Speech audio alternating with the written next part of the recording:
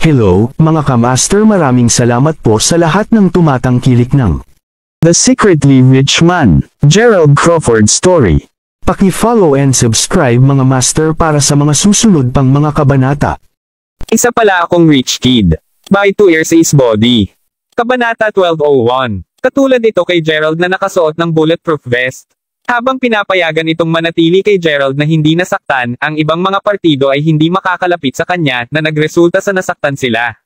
Bagaman malutas ang problema ng kabilang partido kung may pasok ang vest na iyon, sa sandaling nangyari iyon, tiyak na si Gerald ang susunod na masasaktan. Ito ang dahilan kung bakit palaging itinatago niya ang kanyang emosyon sa loob ng kanyang puso. Naniniwala siya na ang oras ay ang pinakamahusay na gamot upang pagalingin ang rancor, at pagkatapos ng mahabang panahon, ang lahat ay mawawala lamang. Inalis ang mga saloobin pagkatapos ay binago ni Gerald ang paksa sa pamamagitan ng pagtatanong, nakikita ko. Tuldok-tuldok. Paano ang tungkol sa aking kaibigan, Zeno? Kumusta siya? Noong bumalik ako upang maghiganti laban kay Jet, naaalala ko na ang mga model ay inagaw ang karamihan sa buhay na pang-ekonomiya ni Mayberry.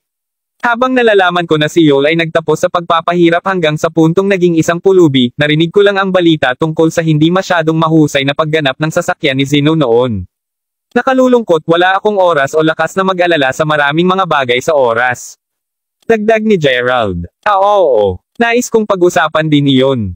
Noon si Jet ay labis na galit sa anumang kapital o koneksyon na nauugnay sa iyo. Siyempre, walang kitaliwasan si Zeno. Hindi lamang ang kanyang kumpanya ang nawasak ni Jet, ngunit ang bastard na iyon ay umarkila pa ng mga tao upang patayin siya. Sa kabutihang palad, si Zeno ay medyo matalino kaya nagawa niyang isama ang kasintahan at makatakas bago pa siya patayin ni Jet.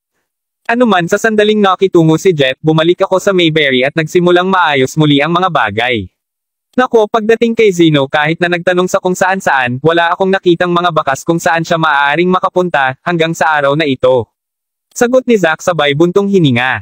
Nakita ko. Tila maraming mga problema pa rin ang nanatili mula sa pangyayaring iyon noon, sagot ni Gerald nang mapansin niyang wala siyang imak. Hindi nagtagal, dumating ang helikopter sa Mayberry. Sa sandaling si Gerald ay nasa loob ng mga hangganan ng lungsod, ang alindog ng Jade, na hawak-hawak niya, ay nagsimulang mag-vibrate, na gumagawa ng isang maliit na tunog na buzzing. Bilang ito ay naging, ang hula ni Master Ghost ay isang beses pa na naging sobrang katumpakan. Ang bato ng Zerkovsite ay tunay na nasa Mayberry. Upang makita ang tukoy na lokasyon ng bato, gayunpaman, kailangan pa rin niyang maghanap para sa isa pang batang babae na may isang malakas na pangangatawan. Ayon sa sinabi ni G-Ghost, ang ibang tao ay matatagpuan sa Mayberry. Alam na alam ni Gerald na kumikiliti rin ang oras. Hindi magtatagal bago dumating ang kalagitnaan ng buwan, at kung nabigo siya upang maisakatuparan ang kanyang gawain bago pa man, alam niyang hindi niya maitatago ang pabango sa kanya ng mas matagal, kahit na may dugo. Kung mangyari ang senaryong iyon, tiyak na hahabol siya ni Kay na kaagad, na magiging sanhi ng lahat ng trabahong nagawa niya sa mga nakaraang araw na naging walang silbi. Sa pag-iisip na iyon, hindi na naglakas loob si Gerald. Pinag-uusapan kung saan, bababa ako sa oras na bumalik ako sa Mayberry dahil sa ilang mga kadahilanan. Anuman, ikaw at ang iba pa ay dapat kumilos tulad ng dati mong ginagawa. Sabi ni Gerald habang nakatingin kay Zack. Tulad ng kung paano niya matatagpuan ang Condry, kailangan ni Gerald na tumingin kahit saan upang makita ang ibang tao na may isang malakas na pangangatawan. Alam na alam din niya na hindi niya mahahanap ang nasabing tao sa pamamagitan lamang ng pag-asa sa iba. Gayon din, aling lugar sa loob ng Mayberry ang karaniwang masikip na mga kababaihan? Tanong ni Gerald. Kaya kung ito ay isang lugar na puno ng mga batang babae, ang universidad ay tiyak na iyong pinakamahusay na mapagpipilian. Sa totoo lang, ngayong tinanong mo ako niyan, maaaring mayroong isang mas mahusay na pagpipilian. Kita mo, kasalukuyang may isang pag-aandar sa Wayfair Mountain Entertainment. Si Felicity at maraming iba pang mga kilalang tao ay nagsushoot ng pelikula doon. Bilang isang resulta, maraming mga kababaihan mula sa buong mundo ay patuloy na dumadami sa lugar na iyon upang panoorin silang kunan ng larawan ang kanilang mga eksena. Kung ito ay isang lugar na may maraming mga kababaihan na gusto mo, pagkatapos Wayfair Mountain Entertainment ay ang perpektong lugar upang pumunta. Napakahusay. Sa pamamagitan nito, sumakay ang helikopter at direktang lumipad patungo sa Wayfair Mountain Entertainment. Upang maakit ang mas maraming kababaihan doon, alam na alam ni Gerald na ang pagkuha ng mas maraming kilalang tao ay tiyak na gagawa ng trick. Sa pag-iisip na iyon, sinabi niya kay Zack na magsimulang makipag-ugnay sa mga gwapo at mabuting lalaki na lumapit sa Wayfair Mountain Entertainment. Upang matiyak na mahuhulog ng mga kilalang tao ang anumang ginagawa nila at agad na lumapit, nangako rin si Gerald na bibigyan sila ng 10 beses na mas malaki kaysa sa karaniwang ginagawa nila. Naturally, nagawa iyon ng trick at maya-maya lang, nagsimulang masiksik ang buong lungsod sa mga tagahanga mula sa buong mundo. Sa sandaling may sapat na mga kababaihan sa paligid, nagsimulang dahan-dahan si Gerald sa paglalakad pataas at pababa sa Wayfair Mountain Entertainment, tinitiyak na maingat na eye-scan ang mga kababaihan upang makita kung ang alinman sa kanila ay may partikular na malalakas na mga katawan. Gayunpaman sa kanyang pagkabigo, kahit dumating ang tanghali, wala pa rin siyang maramdaman na angkop sa sinumang angkop. Sa wakas, natagpuan ni Gerald ang kanyang sarili na naglalakad patungo sa lugar sa likod ng bundok, kung saan naroroon ang ilan sa mga cast at crew. Sa hitsura nito, katatapos lamang nila ang kanilang pagbaril at handa na silang umalis sa trabaho. Hindi nagtagal bago ang isang napakagandang babae ay nakuha ang atensyon ni Gerald, at nang makita siya, hindi niya mapigil ang mapangiti. Ang babaeng pinag-uusapan ay walang iba kundi si Felicity. Sa narinig ni Gerald, matapos na sumikat si Felicity, natapos siya sa paglalagay ng 2 drama na medyo matagumpay. Hindi lamang iyon, ngunit naging aktibo rin siya sa screen. Anuman, ngayon na siya ay nakapagtrabaho, napansin ni Gerald na nakasuot siya ng mga headphone habang ang iba ay nagsimulang maghatid sa kanya. Kabanata 12:02. Ang mga nagsisilbi kay Felicity ay nagpatuloy sa pagsunod sa kanya nang magsimula silang magtungo sa isang pribadong silid sa loob ng Wayfair Mountain Entertainment. Felicity. Sigaw ni Gerald, kahit konti lang ang tila naririnig ang sigaw niya. Paglingon sa kanya, ang isa sa mga extra pagkatapos ay sumigaw pabalik, "Hoy, ngayon." Maraming tao ang pumupunta upang makita ang Felicity araw-araw na alam mo. Sino sa tingin mo kahit sino ka? Pumila ng maayos tulad ng natitira sa kanila. Narinig iyon, hindi mapigilan ni Gerald na iling ang kanyang ulo ng isang mapait na ngiti. Sinubukan lang niyang abutin siya mula nang maramdaman niya na bahagya siyang naramdaman na makapagtagpo ulit sa isang dating kakilala niya. Samantala, ang manager ni Felicity ay nagdadala ng isang stack ng tila mga script habang sinabi niya, narito ang isang script na isinulat ng isang manunulat sa internet na pinangalanang 2 Years is Body, Miss Nelson. Ito ay tungkol sa isang natalo na bumangon sa katanyagan sa sandaling siya ay maging isang mayamang tagapagmana. Nakipag-ugnay na ako sa kanya sa pamamagitan ng line at baka kung interesado ka na tingnan ito. Sumilip sa mga script, simpleng nagpout si Felicity bago sumagot, kalimutan lamang ito sa ngayon at itapon ito. Wala talaga akong oras o lakas upang pansinin ito sa ngayon. Gusto ko lang makapagpahinga ng mabuti sandali. Kasunod nito pumasok si Felicity sa kanyang silid at ang tagapamahala na hindi talaga masabi matapos marinig iyon ay umalis na lamang. Pagkasara ng pinto sa likuran niya, natagpuan ni Felicity ang sarili na umuungol ng mahabang buntong hininga. Habang ang pag-unlad sa taong iyon ay mabilis na nawala at sa wakas ay nagawa niyang makamit ang kanyang panghabang buhay na hangarin, naramdaman pa rin ni Felicity na mayroong isang bagay na kulang sa kanyang buhay. Tuldok-tuldok. Hindi mahalaga kung magkano ang nakuha niya, hindi niya basta pakiramdam na masaya sa ilang kadahilanan. Anuman, aalisin lamang niya ang kanyang makeup at maligo ng bigla, nahuli niya ang isang usok ng sigarilyo sa kanyang silid. Si Felicity, para sa isa, ay hindi kailanman naninigarilyo na kung saan ay kung bakit ang halimuyak ay malinaw sa kanya. Sa sandaling iyon, ang mga pintuan ng Cobb 8 sa kanyang silid ay bumukas, at palabas ng isang malaki bellied, kalbo, nasa edad na lalaki na may suot ng isang suit at isang pares ng sapatos na pangkatad. Tumetawa ng kabastusan, ang mga mantsa ng nikotina sa kanyang mga ngipin ay malinaw sa araw.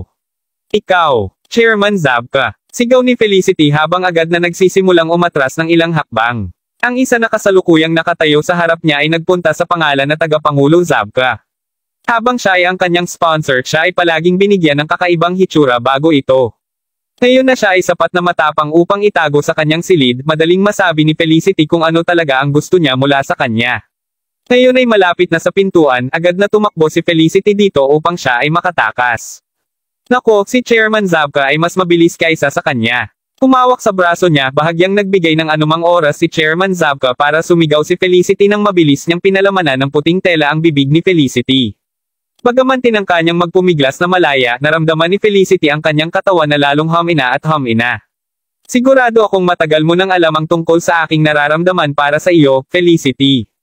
Tuldok-tuldok. Ngunit bakit mo pa ako iniiwasan? Inaasam kita para sa mga gabi sa pagtatapos, alam mo. Hindi ko na talaga kaya. Sabi ni Chairman Zabka habang hinahagis niya si Felicity sa kama. Hindi. Sagot ng enfeebled na si Felicity habang nagpatuloy sa pagsubok na pakikibaka upang hindi ito magawa. Huwag mag-alala, i-video ko kung ano ang susunod nating gagawin sa matinding detalye. Hanggat makinig ka sa akin ng masunurin at paglilingkuran ako ng maayos, hindi ko may post ang video sa net. Kung hindi mo, tuldok-tuldok. Kaya, sabihin na lang natin na magiging masikat ka pa. Hahaha. Pinalaan si Chairman Zabka bago tumawa ng paiya. Ang lahat ay perpektong naiplano. Hindi lamang siya naghintay ng matagal sa aparador ni Felicity upang magawa ito, ngunit nag-utos din siya sa isang tao na mag-set up ng mga kagamitan sa pagbaril sa kanyang silid. Alam na walang makakapigil sa kanya ngayon, nagsimula nang maghubad si Chairman Zabka sa halip na nagbabanta. Kinuha lang niya ang pantalon niya nang may marinig siyang sumisigaw, "Mag-post ka, Chairman Zabka." Siyempre, sagot ni Zabka na wala sa ugali habang agad siyang lumingon upang mag-post. Gayunpaman, di nagtagal, nagsimula nang lumaki ang kanyang mga mata nang kumurod ang kanyang katawan sa lugar. Panipi tuldok-tuldok-tuldok. Sino? Sino ka ba? Paano ka pa napasok dito? Panipi. Kabanata 1203. Sa paningin ng taong kasalukuyang nakatayo sa pintuan kasama ang dalawang itim na angkop na mga bodyguard sa likuran niya, na parehong may hawak na mga video camera, agad ding dumulas muli si Desmond Zabka sa kanyang damit. Sa sasabihin ni Desmond, ang dalawang tanod ay tila higit na profesional kaysa sa mga damned na litratist sa kanyang tauhan. Kung sa bagay, wala siyang narinig na mga yabag. Hell, hindi niya narinig ang pagbukas ng pinto. Tapos na ako para. Tiyak na nakuha nila ang lahat ng nagawa ko kanina sa tape. Kung ang kuha ng kuha ay kumalat sa paligid kung gayon ang nasa likuran na eksena ng Felicity ay tiyak na babaali ang lahat ng aking mga limbs. Si Zabka ay hindi natatakot na gawin ang kanyang sariling recording dahil alam niyang maaari niya itong laging manipulahin ng sapat upang gawin ang manakit sa kanya na parang hindi siya iyon. Kung ang mga bagay ay nawala alinsunod sa plano, maaari pa niya itong gamitin upang bantayin si Felicity. Gaano katagal ang iyong plano sa paggawa ng pelikula, ikaw bastard? Nakakuha ka ng isang death wish o kung ano. Para kanino ka nagtatrabaho? Kunot noo ni Desmond habang sinubukan niya kaagad ang pagsabog sa kanila upang agawin ang mga kamera. Gayunpaman, ang kailangan lamang ay isang solong sipa mula sa isa sa mga tanod upang may padala ang lalaki, na may bigat na 100 kilo, na lumilipad pabalik sa silid at sinira ang mesa sa pagbibihis. Matapos mapanood ang salamin ay nawasak sa epekto ni Zabka, tinanong ni Gerald, "Tapos na ba kayong mag-shoot ng video?" "Oo, G. Crawford." Sabay na sagot ng magkabilang bantay. "Pagkatapos ay gawin mo ang paghahanda." Matapos tumanggo at yumuko ng bahagya kay Gerald, pareho sila saka nagmamadaling lumabas ng silid. Tungkol kay Felicity, ang pangalawa ay napagtanto niya na si Gerald ang nagligtas sa kanya, tuwang-tuwa siya na halos maiyak siya. Kahit na hindi siya makagalaw, ang kanyang isipan ay sa wakas ay may kagaan na ngayon. Ikaw ay bastard. Plano mo ba akong bantayin? Sabihin mo lang sa akin kung gaano mo na gusto. Sa totoo lang, bago mo sabihin ang anumang bagay, sasabihin ko sa iyo ngayon na mayroon akong maraming malalakas na koneksyon sa Mayberry. Dahil pakiramdam ko ay mapagbigay, babayaran kita ng $15,000 upang matanggal ang video na iyon. Kung tatanggapin mo, isasaalang-alang ko ang insidente ngayon na hindi kailanman nangyari. Kung pinili mo na hindi tanggapin, gayon pa man. Bueno, huwag mo akong sisihin sa kung ano ang susunod na mangyayari sa iyo. Pinalaan si Desmond habang medyo mahinahon siyang nagsimulang mag-ilaw ng sigarilyo. Ang pagiging kasangkot sa lipunan ng napakatagal, si Desmond ay nakakita na ng marami at nakakuha ng kaunting pananaw sa kung paano pinatatakbo ang mundo. Mula sa kanyang mga nakaraang karanasan, alam niya na maaari lang siyang sumuhol ng mga paparazzi na tulad nito upang mapayapa ang mga ito. Kapag na-delete na nila ang mga larawan o footage, magpapadala lang si Zabka ng isang tao upang palihim na patayin sila. Walang makakaalam kung ano ang nangyari, at ipagpapatuloy lamang niya ang pamumuhay ng kanyang buhay tulad ng dati niyang ginagawa. Sa sandaling iyon, narinig ni Desmond ang pamilyar na muffled na tunog ng isang walkie-talkie na nagsasabing, "Nasa baba kami, G. Crawford." Ang lahat ay handa ng mabuti. Dinala ang walkie-talkie sa kanyang bibig, pagkatapos ay sumagot si Gerald, "Sige, bilasin mo yan." Siguraduhin na hindi lumikha ng isang kaguluhan.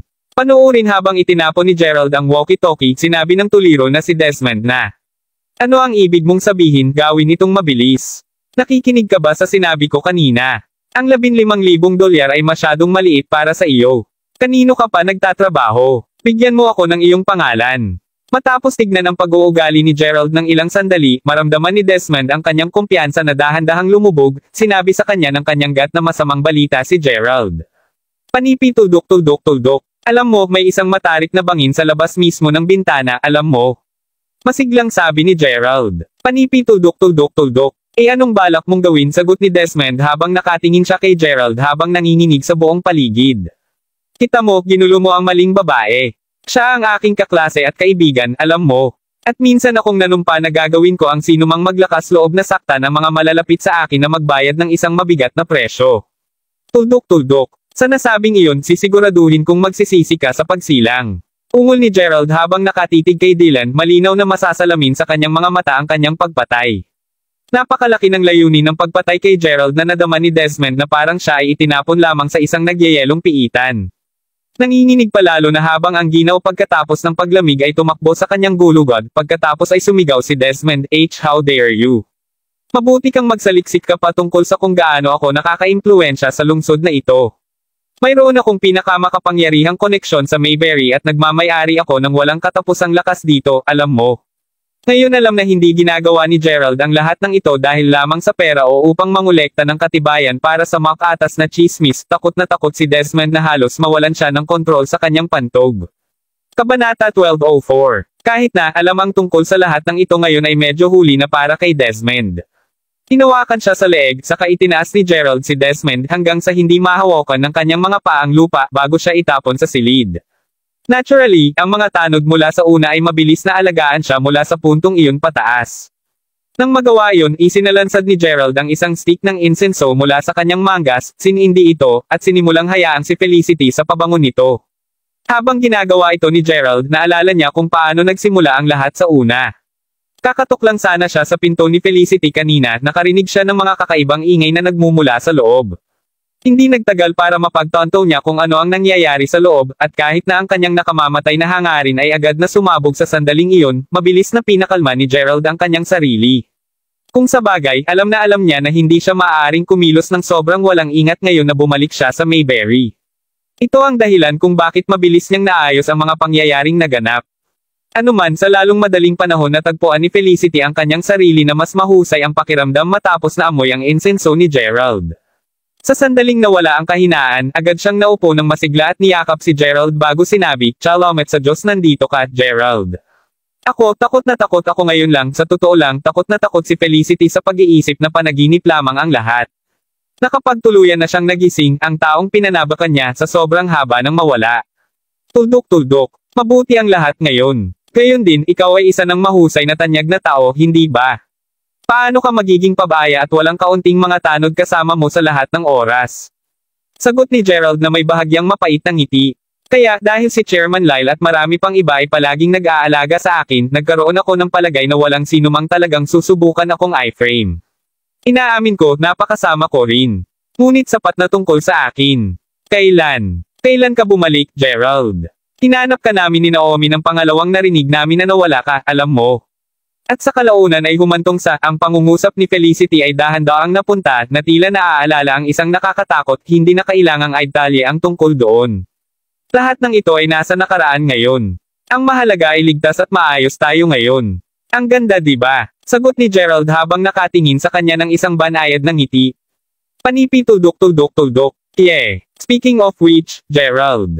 Tuldok-tuldok. Bumalik ka ba sa Mayberry para makita lang ako? Tanong ni Felicity sa lamaambat na tono.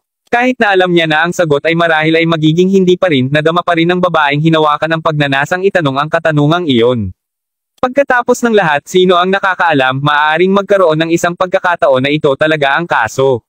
Panipi tuldok-tuldok-tuldok. Medyo, sagot ni Gerald, na ang totoo. Habang nais niyang makipagtagpo sa kanya maaga o huli, hindi siya bumalik sa Mayberry upang makita lamang siya. Ang kanyang pangunahing layunin ay pa rin upang makahanap ng isa pang batang babae na may isang malakas na pangangatawan-katawan pagkatapos ng lahat. Bukod, nagpaplano din siyang bisitahin ang iba pa niyang mga dating kakilala. Anuman siya sa lahat ng mga tao ang higit na nakakaalam kaysa gumamit ng mga hindi siguradong mga salita upang suyuan siya. Narinig iyon, isang bakas ng pagkabigo ang makikita sa mukha ni Felicity habang sinabi niya, "Kita ko. Anuman, natutuwa akong makita na ligtas ka at maayos. Pinag-uusapan kung Alin, kamusta si Noemi, kamakailan? Alam kong naging abala ka sa pag-shoot ng pelikula dito sa Mayberry, ngunit nakipag-ugnay ka na ba sa kanya habang narito ka?" Tanong ni Gerald. Naomi, "Oh, nakipag-ugnay kami kamakailan lamang talaga. Kailangan naming gamitin ang paaralan na tinuturo niya upang mag-shoot ng ilang mga eksena, kita nyo. Pinayagan pa ng director ang ilang mag-aaral sa kanyang klase na kumilos sa amin." Gayunpaman kahit na pinag-isipan kong tanungin si Noemi na manatili sa tabi ko, pinigilan ko matapos marinig kung gaano siya nasisiyahan sa kanyang trabaho ngayon. Pinag-uusapan kung alin, sigurado akong nahulaan mo na ito sa ngayon, ngunit siya ay isang guro na, alam mo. Pumili pa nga siya ng bahay para sa kanya at ng kanyang ina malapit sa paaralan. Paliwanag ni Felicity. Alam ko iyon, sagot ni Gerald na tango. Mabuting malaman iyon. Pa rin, nagtataka ako kung may kamalayan ka sa mga kaguluhan na kasalukuyan niyang kinakaharap. Tuldok-tuldok. Kahit na 2 araw na lamang tumanggi siyang lumabas upang mananghalian kasama ko na sinasabi na siya ay abala. Bagaman hindi ito gaanong tunog, dati pa siyang palaging sumasang-ayon sa aking mga paanyaya sa tanghalian. Nang tanungin ko siya kung ano ang problema, manahimik lang siya at nagtatampo. Sabi ni Felicity habang hinihimas ang buhok bago binuhusan ng isang basong tubig si Gerald. Oh, ganoon ba? Makikipagtagpo muna ako sa kanya pagkatapos. Samantala, dapat mong makuha ang natitirang nararapat sa iyo. Alam mo, balak kong bumalik sa Mayberry University bukas. Kung interesado ka, maaari tayong magtungo roon. O syempre, sagot ni Felicity, labis na natuwa. Matapos marinig kung gaano kaawa-awa si Noemi, naisip agad ni Gerald na dalawin din siya.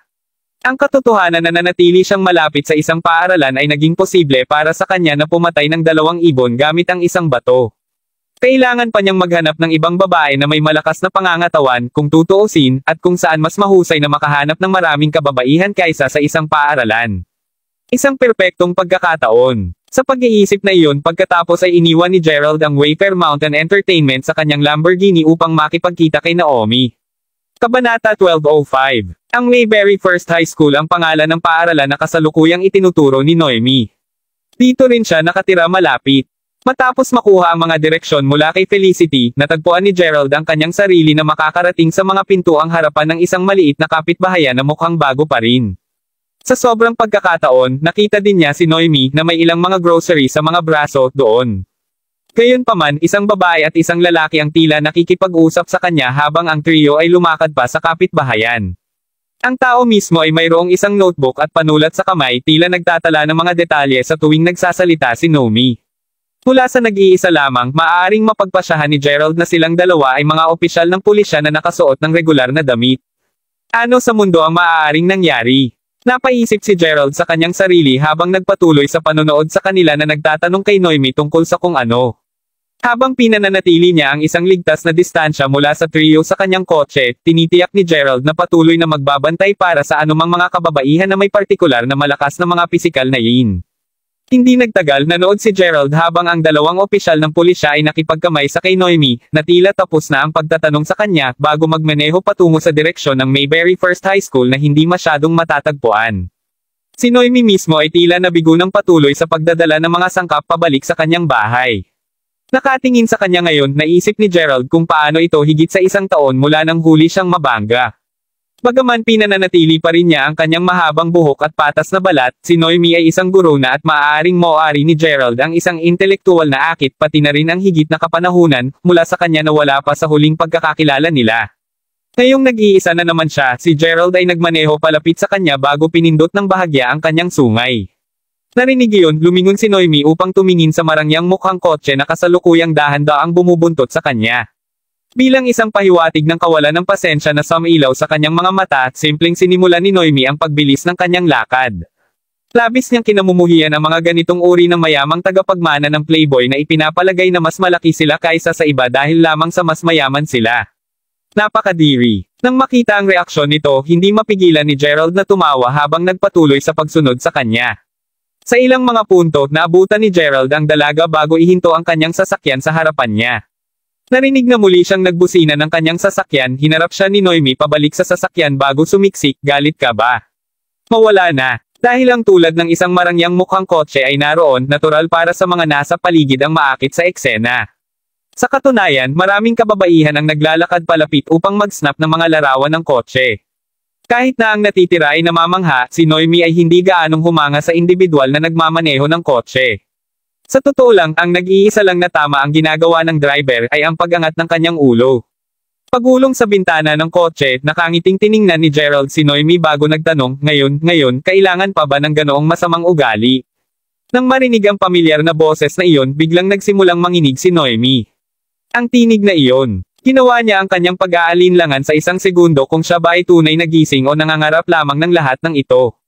Pakiramdam niya ay naninigas ang kanyang puso, naisip ni Noemi sa kanyang sarili, maaring mali lang ang narinig ko.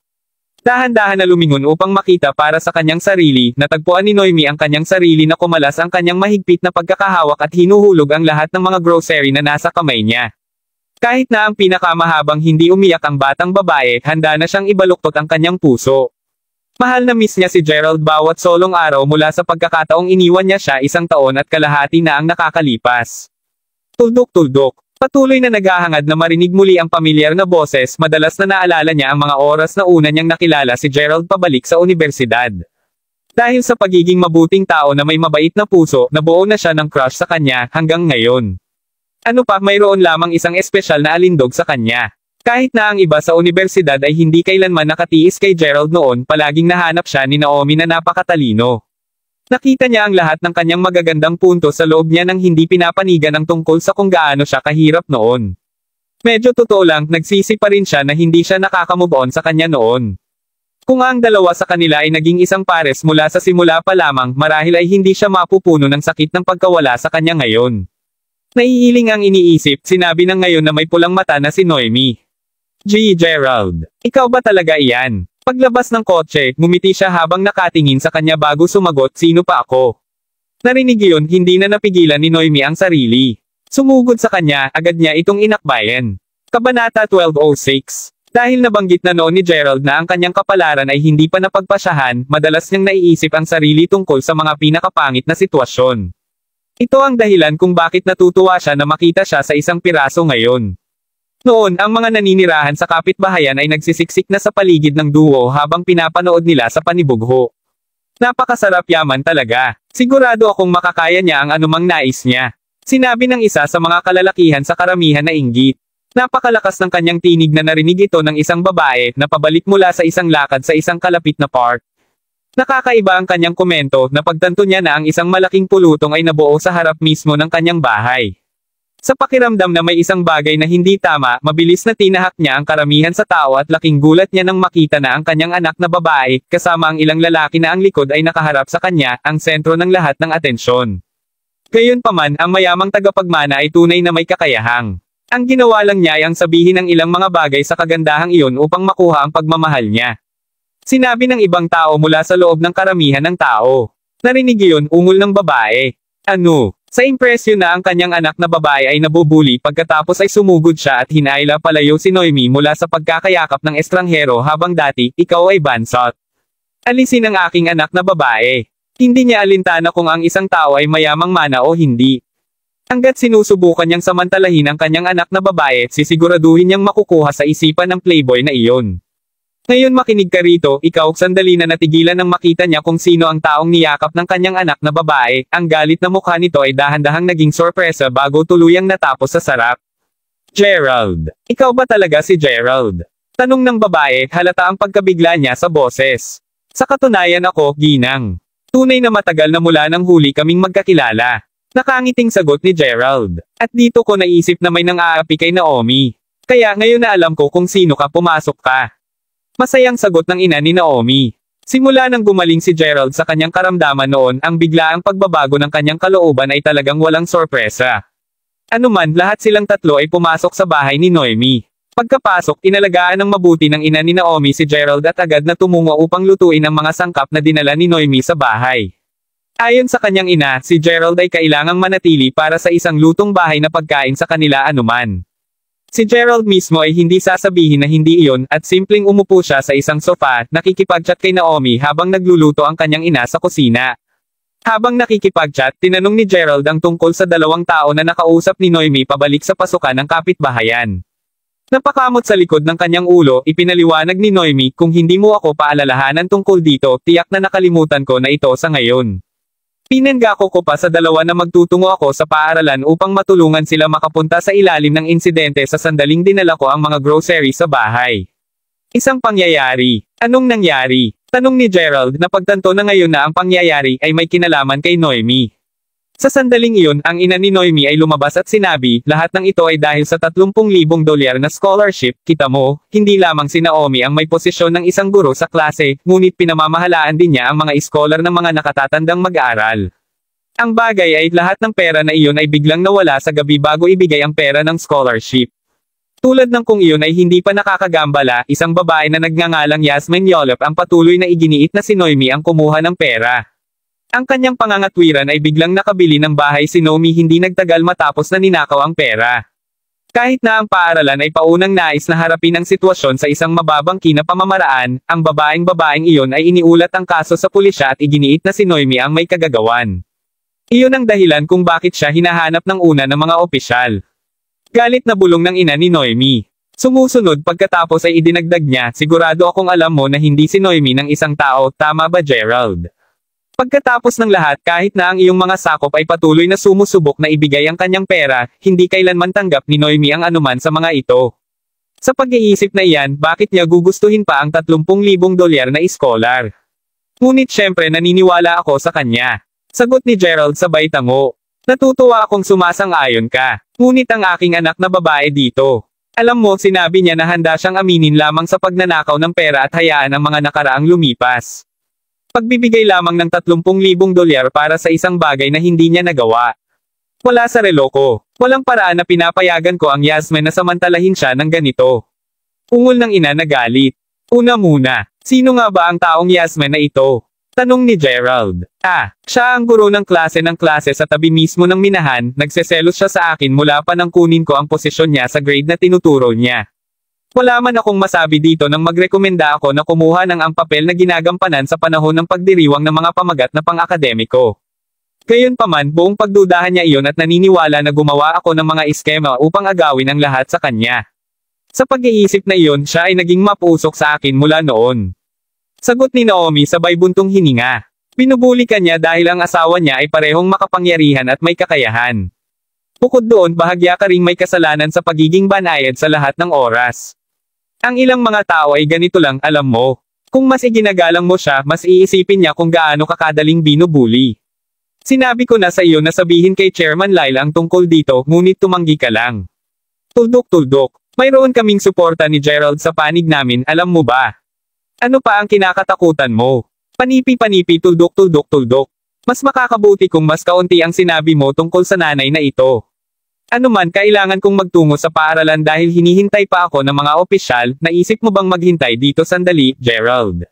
Tanong ni Noemi. Sa totoo lang, balak kong magtungo sa paaralan mo upang tumingin pa rin sa paligid. Magtabi lang tayo. Sagot ni Gerald nang tumayo siya. Kabanata 12:07. Alam na alam ni Gerald ang pagkatao ni Noemi. Hanggat naisip niya na makakaya niyang malutas ang isang issue, hindi lamang siya umaasa sa iba na tutulong sa kanya. Sa katunayan, tatanggi pa rin siya na humingi ng tulong sa iba kahit na hindi niya malutas ang issue sa huli. Alam din niya na marahil ay nagkakaroon siya ng pagkakasala tungkol sa paghingi para sa kanya, at siya namang tulong ni Zack matapos matanggap ang labis na pera niya sa huli nilang pagpupulong. Pero sa isang guro, kumikilos pa rin siya tulad ng isang uto na batang babae. Naisip ni Gerald sa sarili habang hinahatid niya si Noemi sa Mayberry First High School. Nang ay parada ang kanyang sasakyan sa pasukan, kapwa sila tumagal ng ilang hakbang papasok sa paaralan nang makita ng isang babaeng estudyante, dala ang isang backpack, si Noemi at sumigaw, Miss Milton. Kamusta? Mula sa kanyang pagbati, maliwanag na siya ay isa sa mga mag-aaral ni Noemi. Kahit na ang kanyang mga damit ay pinangalagaan ng maayos at ang kanyang mukha ay maganda, masasabi ni Gerald na ang batang babae ay bahagyang may kumpiyansa sa kanya. Pagkatapos ng lahat, hindi niya halos naglakas loob na itaas ang kanyang ulo habang nakikipag-usap sa iba. Habang pinagmamasdan siya, napansin din ni Gerald na ang kanyang backpack ay bahagyang napunit. Hindi ka pa nakakauwi, Sherry?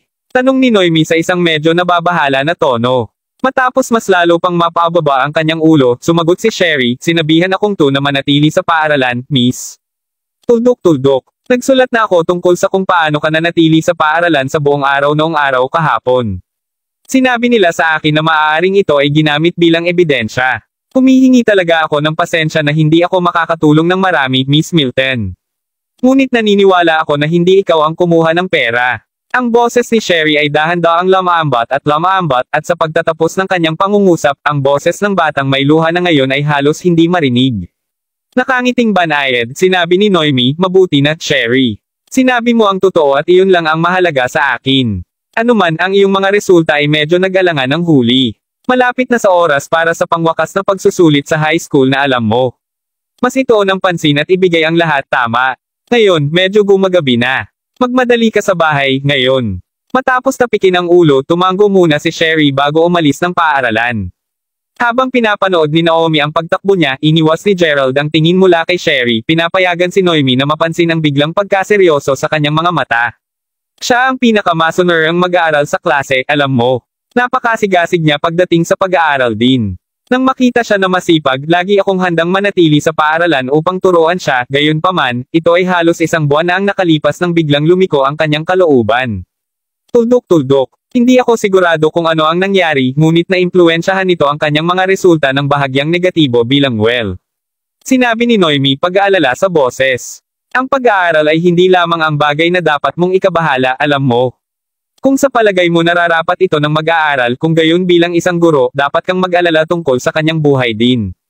Dapat mong tandaan kung mayroong anumang mga masakit na spot na tinatanggihan niyang pag-usapan o kung may nangyari sa kanyang pamilya. Tuldok-tuldok. Mga bagay na tulad niyan, alam mo. Sagot ni Gerald habang nakangiti kay Naomi. Halos katulad mo dati ay nagtrabaho ka bilang isang guro, sabi ni Naomi nang ibalik ang ngiti. Mayroon ako, ngunit wala kahit saan malapit sa antas ng iyong pag-aalay, syempre. Ako ay isang guro ng biology sa isang maikling panahon, ngunit muli, nagturo lamang ako sa pamamagitan ng pagbabasa ng aklat.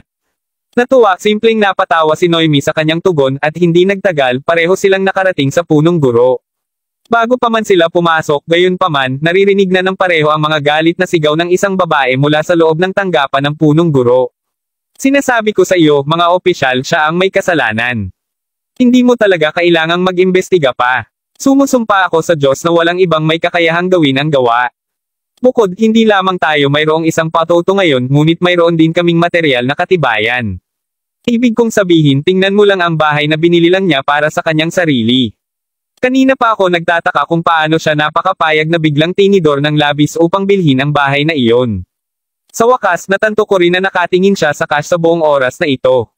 Ito ay ang kanyang plano sa buong oras na ito, sinasabi ko sa iyo. Kaya't muli, hindi na kailangang mag-imbestiga pa. Huli lang at ilayo mo na siya. Ay pakulong o barilin siya sa ulo, wala akong pakialam. Gawin mo lang ang kailangan mong gawin. Miss Yolep, mangyaring manahimik ka. Tuldok-tuldok. Kailangan ng matibay na ebidensya bago kami gumawa ng anumang bagay, sagot ng lalaking opisyal habang kapwa tumingin ang pulisya kay Yasmin. Sa sandaling iyon nang magpasya sina Gerald at Naomi na pumasok sa tanggapan ng punong guro. Nakatitig sa guro na tumingin sa edad na 24, naalala ni Gerald kung paano sinabi ni Noemi na ang asawa ni Yasmin ay may kakayahan. Habang si Naomi ay nakapasok lamang sa paaralan pagkatapos na makapasa sa opisyal na pagsusuri ng guro, si Yasmin ay binigyan lamang ng isang mahalagang posisyon sa paaralan sa sandaling siya ay hinikayat.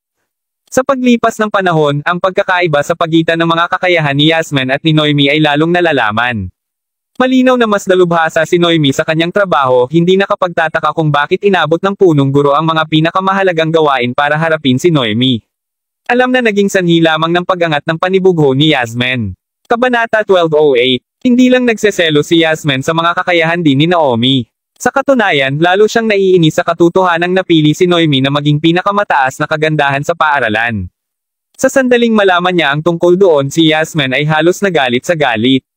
Hanggat mayroon si Noemi, naramdaman ni Yasmin na palagi siyang mananatili sa kanyang anino. Manalo ka, hindi mo ba alam kung gaano kahuli? Halos pinagtataka mo ako kung ikaw ay takot na dumating dahil sa takot na mapakulong ka kaagad.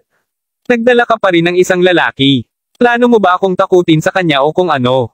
Tingnan mo lang kung gaano siya kaba. Sabi ni Yasmin kaagad mula sa paniki. Pinili lamang na huwag pansinin siya, sinimulang ipaliwanag ni Noemi ang kanyang pananaw sa mga opisyal at punong guro. Sa huli, hindi sila nakarating sa agarang konklusyon. Sa nasabing iyon, sinabi sa kanila ng mga opisyal na marahil ay babalik muli sila kinabukasan. Sinabi din nila kay Noemi na maging handa sa lahat ng oras, na sinasabi na hanggat maaari silang makipag-ugnay sa kanya sa lahat ng oras, dapat siyang maging maayos. Sa sandaling umalis ang mga opisyal matapos itong sabihin, agad na lumingon si Yasmin kay Noemi bago sumigaw ng malamig, "Humph! Kahit na walang agarang konklusyon, sinisiguro ko sa iyo na ang insidente ay hindi magtatapos hanggat hindi nahuhuli ang salarin.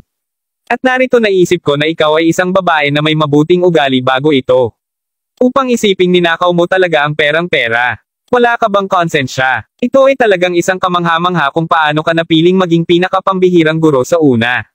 Sa totoo lang, ikaw ng lahat ng mga tao ay dapat malaman kung ano ang eksaktong naganap.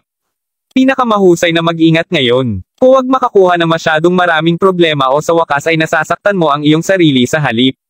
Pang-iinis ni Gerald habang masulyap ang tingin kay Yasmin. Biglang tinitigan ng ganyan, naramdaman ni Yasmin na namumutla siya ng bahagyang samobo. Mismong si Noemi ay nilainggan niya si Gerald na naguguluhan.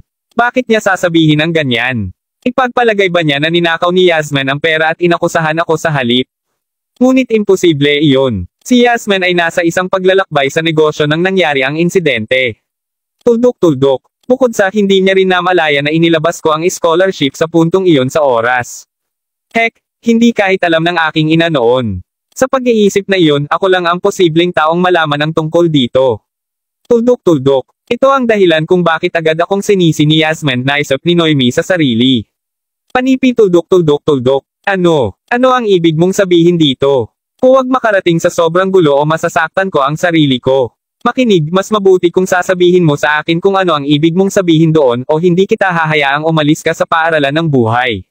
Sumagot si Yasmin, halata ang kanyang pagkabalisa sa kanyang tinig. Ay, sigurado akong alam mo ng eksakto kung ano ang ibig kong sabihin. Alinmang paraan, maghintay lamang tayo hanggang bukas. Ibabahagi ko ang katotohanan sa likod ng lahat ng ito at sana ay may hindi matapos na umiiyak pagkatapos. Sabi ni Gerald habang inaakay si Naomi palabas ng opisina. Nang makaalis na sila, naging mabangis ang mga mata ni Yasmin nang umalis siya sa opisina at agad na nagsimulang tumawag sa telepono. Hobby. Nahaharap ako sa ilang mga issue.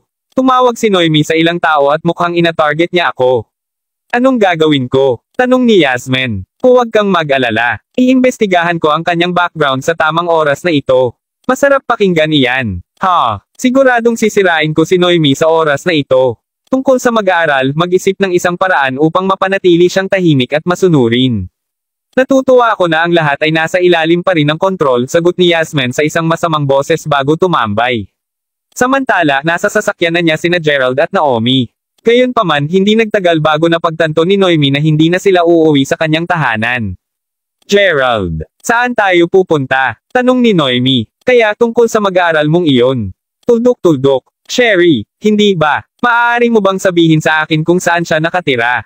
Ganting tanong ni Gerald. Nais mong makilala si Sherry. Para sa anong dahilan? Masunurin siyang bata at nabigyan na siya ng bahagi ng patoto. Tuldok-tuldok. Tinitiyak ko sa iyo na sinabi lang niya sa kanila ang totoo at talagang inaasahan kong ginawa niya ito kaysa pumili na magsinungaling para lang ipagtanggol ako. Sa ganoong paraan, hindi niya may masyadong mabigat sa kanyang isipan. Sagot ni Noemi. Nako, masasabi kong masunurin siya. Gayunpaman, maaari ko ring sabihin na nakaharap siya sa isa pang issue, isang napaka-nakakagambala na iyon. Kung hindi tayo kikilos ng mabilis ay maaaring mapunta siya sa isang walang katapusang kalaliman.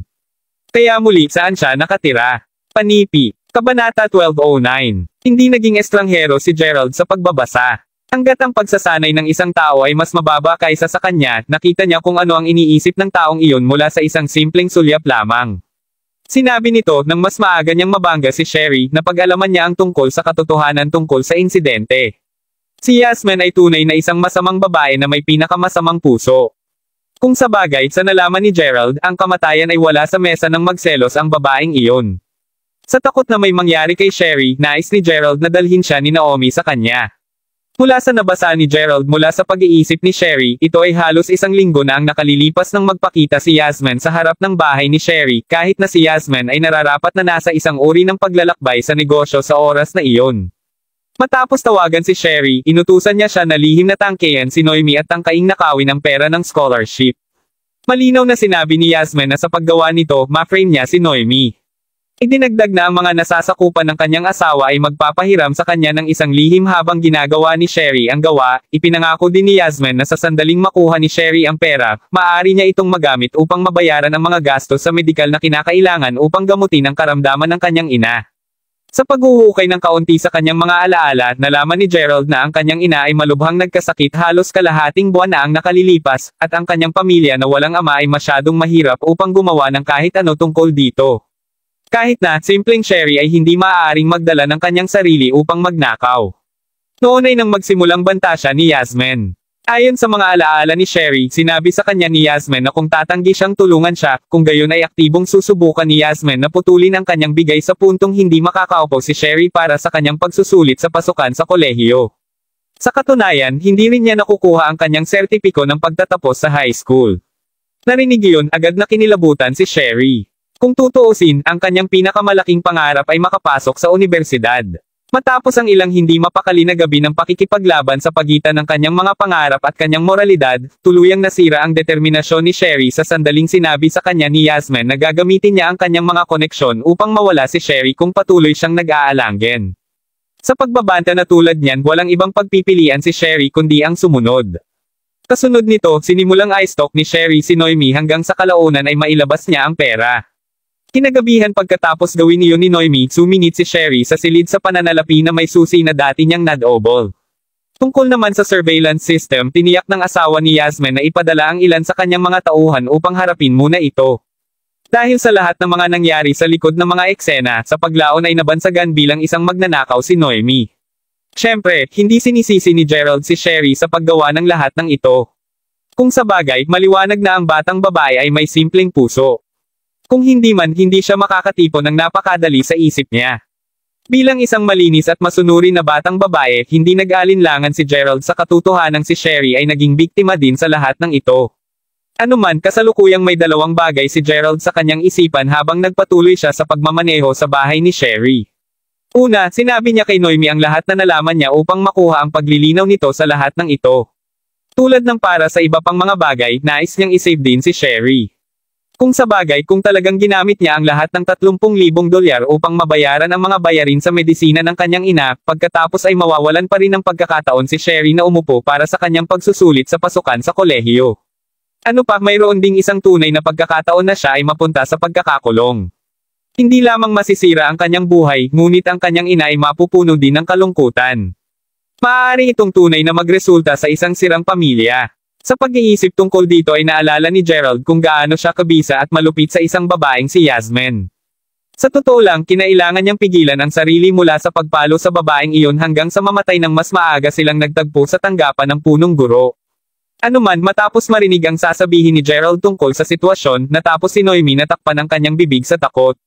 Habang talagang binili niya ang sinabi sa kanya ni Gerald, hindi siya makapaniwala na maglakas loob si Yasmin na gawin ang ganoong bagay kahit na alam ni Noemi para sa isang katotohanan na siya ay tina-target niya. Nanginginig siya habang iniisip kung gaano kakilakilabot ang puso ng isang taong naiinggit. Kung gayon, kung totoo ang sinasabi mo, tiyak na masisira ang buhay ni Sherry. Ang mahirap na masigasig na batang babae. Sinabi ni Noemi, ang pag-aalala niyang maliwanag sa kanyang tinig. Hindi pa huli ang lahat. Gayunpaman, sa paghusga mula sa mga pagkilos ng babaeng iyon, sigurado akong magpapadala siya ng ilang mga tao upang bantayan si Sherry sa lalong madaling panahon. Sumabit ka ng masikip, pupunta kami sa lugar niya. Sagot ni Gerald habang agad na nagsisimulang bumilis. Di nagtagal, nakarating sila sa isang shantytown sa mga suburb ng Mayberry. Hindi nagtagal bago ang dalawa sa kanila ay makita si Sherry mula sa malayo na hawak ang isang thermos sa kanyang likuran. Sa itsura nito, nagluto lang siya ng pagkain para sa kanyang ina at ngayon ay bumalik na sa kanyang bahay.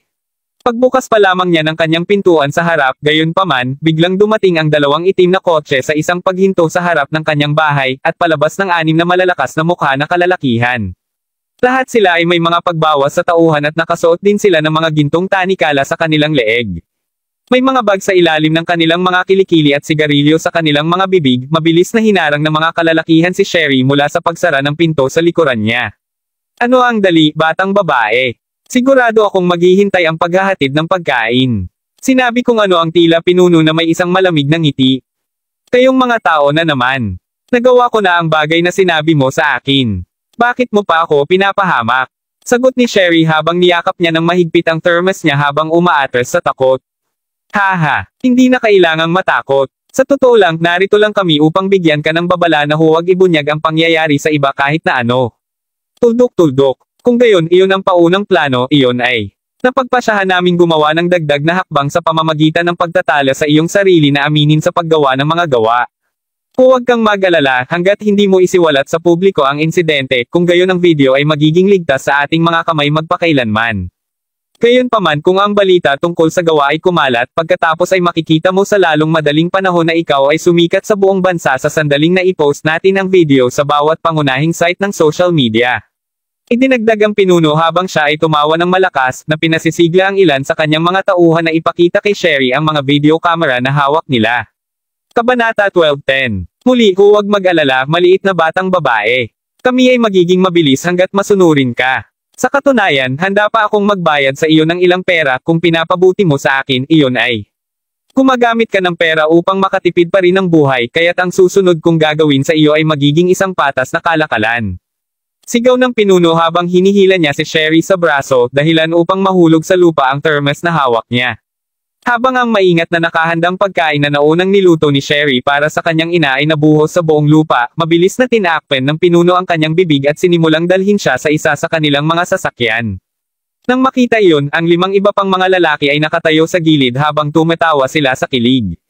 Gayunpaman, ang isa sa mga tawa ng kalalakihan ay panandalian lamang habang naramdaman niyang may humawak sa kanang-kanang tainga.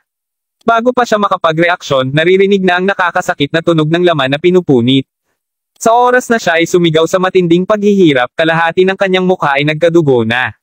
Casual na itinapon ni Gerald mismo ang napunit na tainga sa lupa bago isiwalat na hawak niya ang isang malaking stick na bakal na nakuha niya mula sa mga kalye.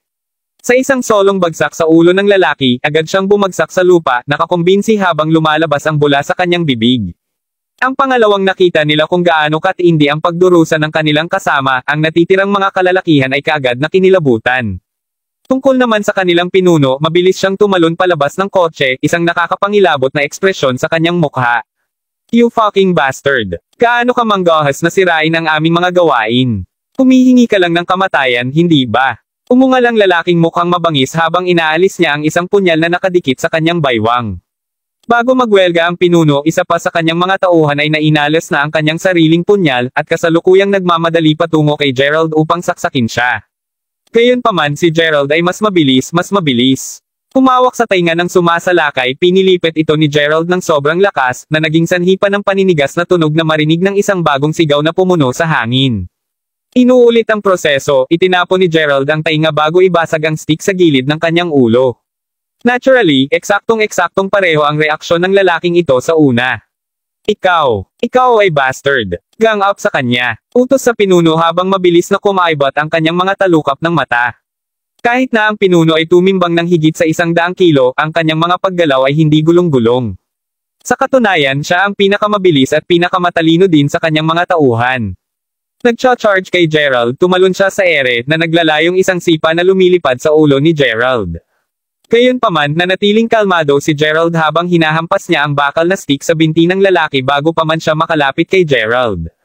Kasunod sa mga nakakasakit na tunog ng mga buto na pumutok, ang namumuno ay napasigaw sa sakit habang siya ay natambas sa lupa. Sa hirap na tinamaan ni Gerald sa kanyang binti, ang kanyang binti ay ngayon ay anggulo sa isang paraan na ang kanyang guya ay nakatiklop sa kanyang hita. Matapos baluktot sa isang nakakatakot na paraan, maramdaman pa ng lalaki ang kanyang hita sa mga daliri ng paa. Habang siya ay nagpatuloy sa pagsisigaw sa lupa habang nakakulong ng hindi wasto bago si Gerald ay malamig na idineklara, hindi na ako mag-abala sa paggamit ng mga kamao upang talunin kayong lahat. Wala kayong iba kundi mga bastard. Matapos sabihin iyon, hinawi niya rin ang tainga ng pinuno bago itinapon. Ngayon ay dumudugo ng labis, ang pinuno ng mga kalalakihan ay halos natagpuan ang kanyang sarili na nahimatay mula sa labis na sakit na nag-iisa. Nang makita iyon, ang natitirang mga lalaki ay agad na itinapon ang kanilang mga punyal habang nagsisimulang tumakas. Matapos makita ang kanilang boss na binugbog ng napakadali, alam nilang hindi nila maiisip na talunin si Gerald. Hindi lamang malakas si Gerald, ngunit siya rin ay isang ganid sa paghugot ng tainga ng sinumang binugbog niya. Siyempre, imposible para sa kanila na makatakas sa una. Pagpapatakbo ng mga tumatakas na lalaki, hinampas ni Gerald ang kanyang bakal na stick sa kanilang lahat, na tinitiyak na mapunit ang tainga sa bawat lalaki. Kapag tapos na siya, pinakain niya ang mga tainga na nakolekta niya sa ilang mga asong ligaw. Kabanata 12:11. Sa lahat ng mga salakay ngayon na nakahiga sa lupa, itinapon ni Gerald ang stick. Mismong si Noemi mismo ang agad na tumakbo papunta sa sasakyan upang alalayan si Sherry. Dahil parehong malambot at mahina, ang eksena mula kanina ay halos nagulat kay Sherry hanggang sa mamatay. Kung nagkaroon ng pagkakataong hawakan siya ng hindi naaangkop ng mga lalaking iyon, hindi sana magkaroon ng kagustuhan na mabuhay si Sherry sa alaala na iyon. Ang katotohanan na siya ay patuloy na napipilitang gumawa ng mga bagay na labag sa kanyang kalooban para sa isang sandali ngayon ay hindi nakatulong sa kanyang kalagayan sa pag-iisip. Kung tunay na nagkaroon sila ng paraan sa kanya, natatakot si Sherry na ang pagkuha ng kanyang sariling buhay ay hindi na mapupunta sa tanong. Ano man, narito na ang kanyang guro at agad na niyakap ni Sherry si Noemi habang hinihimas, Miss Milton. Kay naging napakahusay mo sa akin at ako, ang kulit ko. Isang kabuo ang hindi makatao, jerk. Inaaliw ang umiiyak na batang babae, simpleng sagot ni Noemi, ayos lang, naiintindihan ko. Hindi kita sinisisi. Tuldok-tuldok. Kung sa bagay, nagawa mo lang lahat ito dahil nagkasakit ang iyong ina, tama ba? Bakit hindi mo sinabi sa akin na dumaan ka sa napakahirap na oras? Tunay na sumama ang pakiramdam ni Noemi para sa kung anong pinagdadaanan ni Sherry sa buong panahong ito. Hindi niya maisip kung paano ito magiging impyerno para sa batang babae kung nagpa siya si Gerald na huwag bumalik upang hanapin siya. Ito ay magiging isang kompletong basura para sa nasabing talentadong hinaharap na batang babae upang masira tulad nito. Tuldok-tuldok. Hindi na nais na isipin ito, inalala lamang ni Noemi ang kanyang sarili na sa huli, ang pinakamahalagang bagay ay ligtas pa rin ang kanyang estudyante. Sito ang nagnakaw ng pera, miss. Umiiyak kay Sherry, hindi nagawa at ayaw na itago ang katotohanan. Ngunit hindi ako naglakas loob na gumamit ng anuman sa pera. Gaano man ako kasira, hindi ako gagamit ng hindi maruming pera. Kinikita ko ang lahat ng kailangan ko sa pamamagitan ng pagtatrabaho ng part-time bilang isang tagapagturo. Dagdag ni Sherry sa pagitan ng luha. Ipinagmamalaki ko sa iyong hindi paggamit ng anuman sa mga ito. At muli, naiintindihan ko. Sagot ni Noemi habang patuloy sa pag-aliw sa batang humihikbi. Makalipas ang ilang sandali, lumakad si Gerald papunta sa gilid ng pintuan ng kanyang bahay at itinaas ang isang maluwag na tile. Tulad ng sinabi ni Sherry, nandoon ang pera, lahat $30,000 nito. Nang makita iyon, hindi mapigilan ni Gerald na makaramdam ng bahagyang naantig sa taos-pusong pagkatao ni Sherry. Hoy, ngayon hindi pa kumakain ang nanay mo, alam mo. Tumigil ka na sa pag-iyak at magluto tayo sa kanya ng bagong pagkain. Gusto ko rin siyang makilala sa ospital. Sabi ni Naomi habang pinupunasan ng luha sa mukha ni Sherry. Dodeng dahan-dahan bilang pagsang-ayon, ang dalawa sa kanila pagkatapos ay mabilis na luto ng isang bagong pagkain. Matapos makuha ito sa thermos, pinadala ni Gerald sina Naomi at Sherry sa ospital. Tungkol naman sa mga dugong bodyguard na natira doon, madaling naayos ni Gerald ang magulong eksena sa isang solong tawag sa telepono. Nang makarating sila sa ospital, sumali si Gerald sa duo habang binisita nila ang ina ni Sherry. Mula sa isang solong pagtingin lamang sa kanya, nasabi ni Gerald na ang sakit ay hindi masyadong seryoso kahit para sa kanyang mga pamantayan. Habang hindi ito nagagamot, ang problema ay ang paggamot sa sakit ng kanyang ina na nangangailangan ng maraming pera. Tunay na magaspang ito kay Sherry. Sa pag-iisip na iyon, binayaran ni Gerald ang lahat ng kinakailangang bayarin sa medisina at nangako pa kay Sherry na ang lahat ng kanyang gastos sa pamuhay sa universidad at mga bayarin ay may sponsor ng Mayberry Commercial Group. Sinabi din sa kanya ni Gerald na kukuha siya ng isang taong nagngangalang Zack upang magayos ng trabaho para sa kanya sa sandaling gumaling siya ng buo. Inaaliw siya, idinagdag ni Gerald na ang lahat ay gagaling sa lalong madaling panahon. Mga alas 9 ng gabi nang maayos ang lahat. Alam na maraming pinagdaanan si Sherry ngayon, nagpa siya si Noemi na samahan at makipag-usap sa kanya ng kaunti. Dahil hindi talaga alam ni Gerald kung paano aliwin ang gayong dalaga, tumungo siya gamit ang parehong tubo mula dati upang kumuha ng tubig. Nasa sandaling iyon nang, Kabanata 12:12. Bigla na lang parang may moari ang isang bagay sa jade alindog na dala ni Gerald. Nararamdaman ang panginginig ng kanyang katawan sa kaba, alam ni Gerald na nasa paligid ang isang babaeng may malakas na katawan na Yin. Sa pamamagitan nito, nagsimula kaagad siyang maghanap sa paligid ng lugar. Gayunman, mabilis na naglaho ang reaksyon ng Jade at nasaraan ng loob si Gerald. Hindi niya lang maiisip iyon, di ba? Ano ang nangyari sa mundo? Bakit tumigil ito sa mabilis na pag-react? Ungol ni Gerald sa sarili, halata ang kanyang pagkabigo.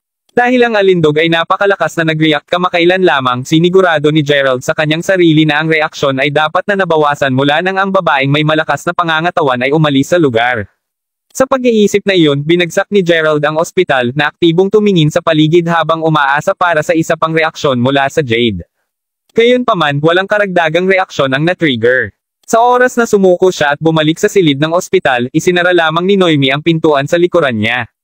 Sa palagay ko dapat kaming umalis para sa ngayon, Gerald. Malinaw na naubos ni Sherry ang sarili mula sa lahat ng presyon na kaharap niya kani-kanina lamang at sinasabi ko ito dahil nakatulog na siya ngayon sa sobrang kama sa silid. Gayunpaman hindi ko maiwasang mag-alala tungkol sa kanilang kaligtasan kung aalis tayo ng ganoon, sabi ni Noemi. Hindi mag-alala. Nag-order na ako para sa ilang mga tanod na magbantay sa kanila nang hindi nila namamalayan. Ang aking mga bantay ay may kakayahang kaya't hindi ka na dapat mag-alala pa. Iyon ay isang kaluwagan. Gayon din sinabi sa akin ni Sherry na pupunta siya sa istasyon ng pulisya upang gawin ang kanyang pahayag bukas. Masyado siyang nakakaawa pagkatapos harapin ang lahat ng iyon kaya inaasahan ko na alagaan mo siya ng mabuti, hindi siya karapat-dapat masaktan sa pangalawang pagkakataon. Pupunta ako roon para sa lahat. Narinig iyon dahan-daang tumango si Noemi, isang cocktail ng emosyon na makikita sa kanyang mga mata. Hanggat nandito si Gerald, hindi matatakot si Noemi kahit na nagsimulang bumagsak ang langit. Upang maging ganap na matapat minsan ay nagtataka pa rin siya kung ano ang magiging buhay kung nakasama niya si Gerald sa simula pa lang. Marahil ay ikakasal na sila ngayon, buhay na masaya sa buhay sa isa't isa. Hindi niya inalagaan ang pera ni Gerald. Ang gusto lang talaga niya ay makasama siya, ganun pa man, alam ni Noemi na hinahangad pa rin ni Gerald si Mila na mistulang nawala. Sa pag-iisip na iyon, walang paraan na siya ay kikilos na makasarili, gayunman, sa lalong pag-alaga sa kanya ni Gerald, lalong tumigas ang puso niya. Kasunod nito pinauwi ni Gerald si Noemi at ang ina ni Naomi ay nagluto ng magandang hapunan para sa kanilang dalawa.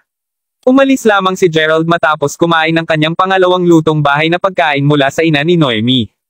Maya-maya pa tinanong ni Yasmin ang asawa, "Hobby, may problema ba? Kakaiba lang, alam mo. Tila hindi ko makontak si Tiago at ang iba pa.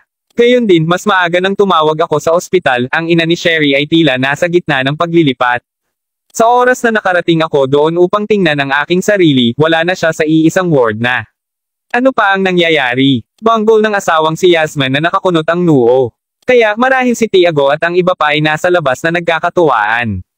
Marahil ay na-mute nila ang kanilang mga telepono o kung ano. Tuldok-tuldok. Tungkol kay Sherry, hindi ako sorpresa kung tuluyan na siyang pinalayas ng ospital dahil wala siyang cash na mababayaran para sa lahat ng gastos sa medisina. Tatawagan ko rin si Tiago sa paglaon upang tanungin siya tungkol dito. Tuldok-tuldok. Kahit na muli kung sinusubukan mo na siyang tawagan sa loob ng ilang oras, naniniwala talaga ako na napakasaya lang niyang mapansin. Sagot ni Yasmin. Totoo yan. Mabuti pagkatapos. Ano man, nakuha ko na ang lahat ng aking mga koneksyon upang suriin ang background ng lalaking iyon. Kakatuwa na hindi nila ako sinagot, anuman ang kaso, hahanapin ko pa rin ang pagkakataong ipakita sa kanya kung gaano ako ka-Jose bukas. Inisya niya ang asawa. Sakto sa sandaling iyon nang magsimulang magring ang kanyang telepono ng maraming beses. Maraming mga mensahe ang halos sabay-sabay na ipinadala sa kanya at ang asawa ni Yasmin ay mabilis na dinampot ang naka-vibrate pa niyang telepono. Nang basahin ang mga text message, isang Simon Got na dahan-dahang nabuo sa kanyang mukha habang nagbubulungan siya, ang impyerno lang ang ibig sabihin nito. Ano ito, Hobby? Tanong ni Yasmin sa banayad na tono. Hanggat makakatulong ang kanyang asawa na mapupuksa si Noemi para sa kanya, wala siyang ibang hiniling. Panipi tuldok-tuldok-tuldok. Lahat ng mga mensaheng ito. Pareho silang sinasabi ng lahat, sagot ng asawa ni Yasmin habang umiling. Panipi tuldok-tuldok-tuldok. Ano ito? Kaya, sinabi nilang lahat, good luck. Kabanata 12:13. Kinabukasan mismo, nagtungo si Yasmin sa paaralan kasama ang kanyang asawa. Dahil nakuha ni Noemi ang isang lalaki upang may backup siya noong nakaraang araw, tiyak na hinihimok din siya ni Yasmin. Sigurado si Yasmin na ang paningin ng kotse ng kanyang asawa na nag-iisa ay magiging sapat upang takutin ang buhay mula sa lalaki ni Noemi. Tagumpay. Gayunpaman si Yasmin ay nagsisinungaling kung sinabi niya na ang mga kakatuwang mensahe at pagkawala ni Tiago noong isang araw ay hindi siya nababahala. Kahit na pagkatapos na tawagan siya at ang kanyang mga tauhan, wala sa kanila ang pumili at wala sa kanila ang nasa lugar din ni Sherry. Nasaan kaya sila? Kahit na si Tiago at ang kanyang mga tauhan ay maaaring maging medyo ligaw habang tinatangkilik ang kanilang sarili, alam din niya na sila ay napaka-responsable na mga lalaki. Malapit na imposible para sa kanila na hindi ibalik ang kanyang mga mensahe matapos ang kanilang trabaho. Kakaiba ang pakiramdam tungkol sa buong sitwasyon, iyon ang pangalawang dahilan na pinagsama niya ang kanyang asawa. Ano man ang kaso, alam niyang alam ang background ni Sherry kaya marahil ay hindi siya magiging problema para sa kanya. Hindi nagtagal bago sila makarating sa harap ng school building. Dahil ang asawa ni Yasmin ay nagmamaneho ng pinakabagong BMW 7 serye, isang pangkat na mga lalaking mag-aaral ang agad na hinugot dito. Grabe, asawa ba yan ni Ginang Yolep? Hindi lamang siya nagmamaneho ng isang BMW 7 Series ngunit nakakaakit din siya. Damn! Kaya't ang kanyang asawa ay isang mayamang tagapagmana. Sa hitsura nito, ang kanyang pamilya ay dapat na napakalakas din. Kahit nagaano kasaganahan ang laging damit ni Ginang Yolep, hindi masyadong nakakagulat na ang kanyang asawa ay hindi isang ordinaryong lalaki. Gayunpaman sa kanilang mga high school araw, sapat na pangkaraniwan para sa mga lalaking estudyante na mas gusto ang pag-uusap tungkol sa mga laro at kotse. Nakakulong ang asawa niya, si Yasmin pagkatapos ay tumayo sa harap ng kotse ng isang maikling sandali, tinatangkilik ang bawat segundo ng kung gaano siya kainggit at adorasyon ng mga mag-aaral sa kanya at sa kanyang asawa. Matapos magpanggap na kunin ang ilang mga bagay mula sa kotse, nakita ni Yasmin ang ilang mga kasamahan na papasok sa trabaho at tumawag, "Mabuti po doon, Mrs. Shaq. Ang aga mo ngayon. At ganun din sa iyo, Ginang Zanders."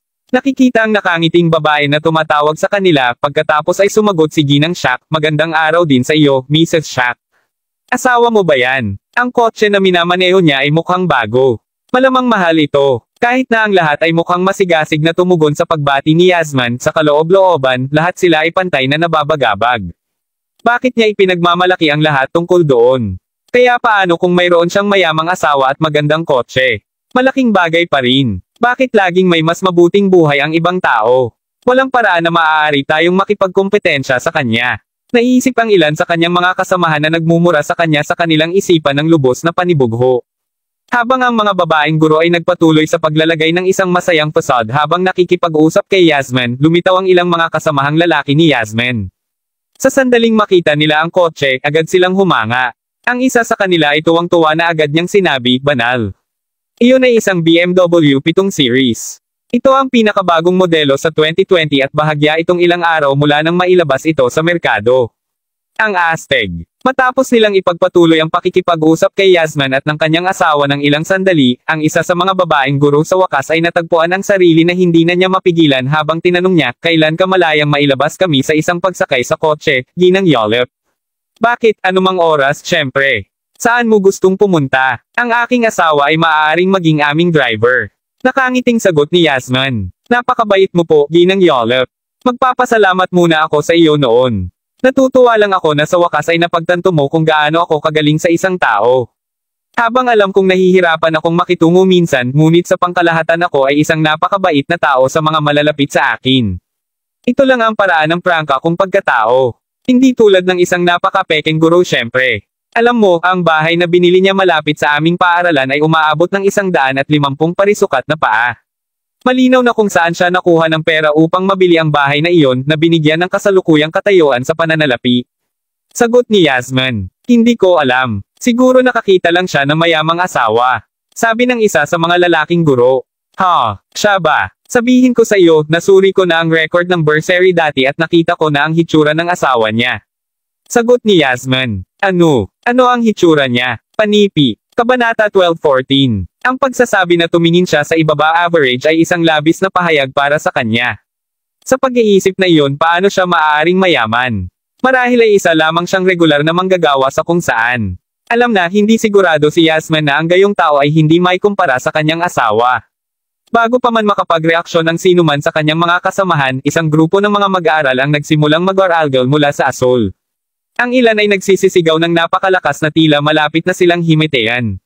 "Ang impyerno!" Ungol ni Yasmin nang siya at ang iba pa niyang mga kasamahan ay lumingon upang tumingin sa harap ng gate upang makita kung ano ang tungkol sa lahat ng kaguluhan.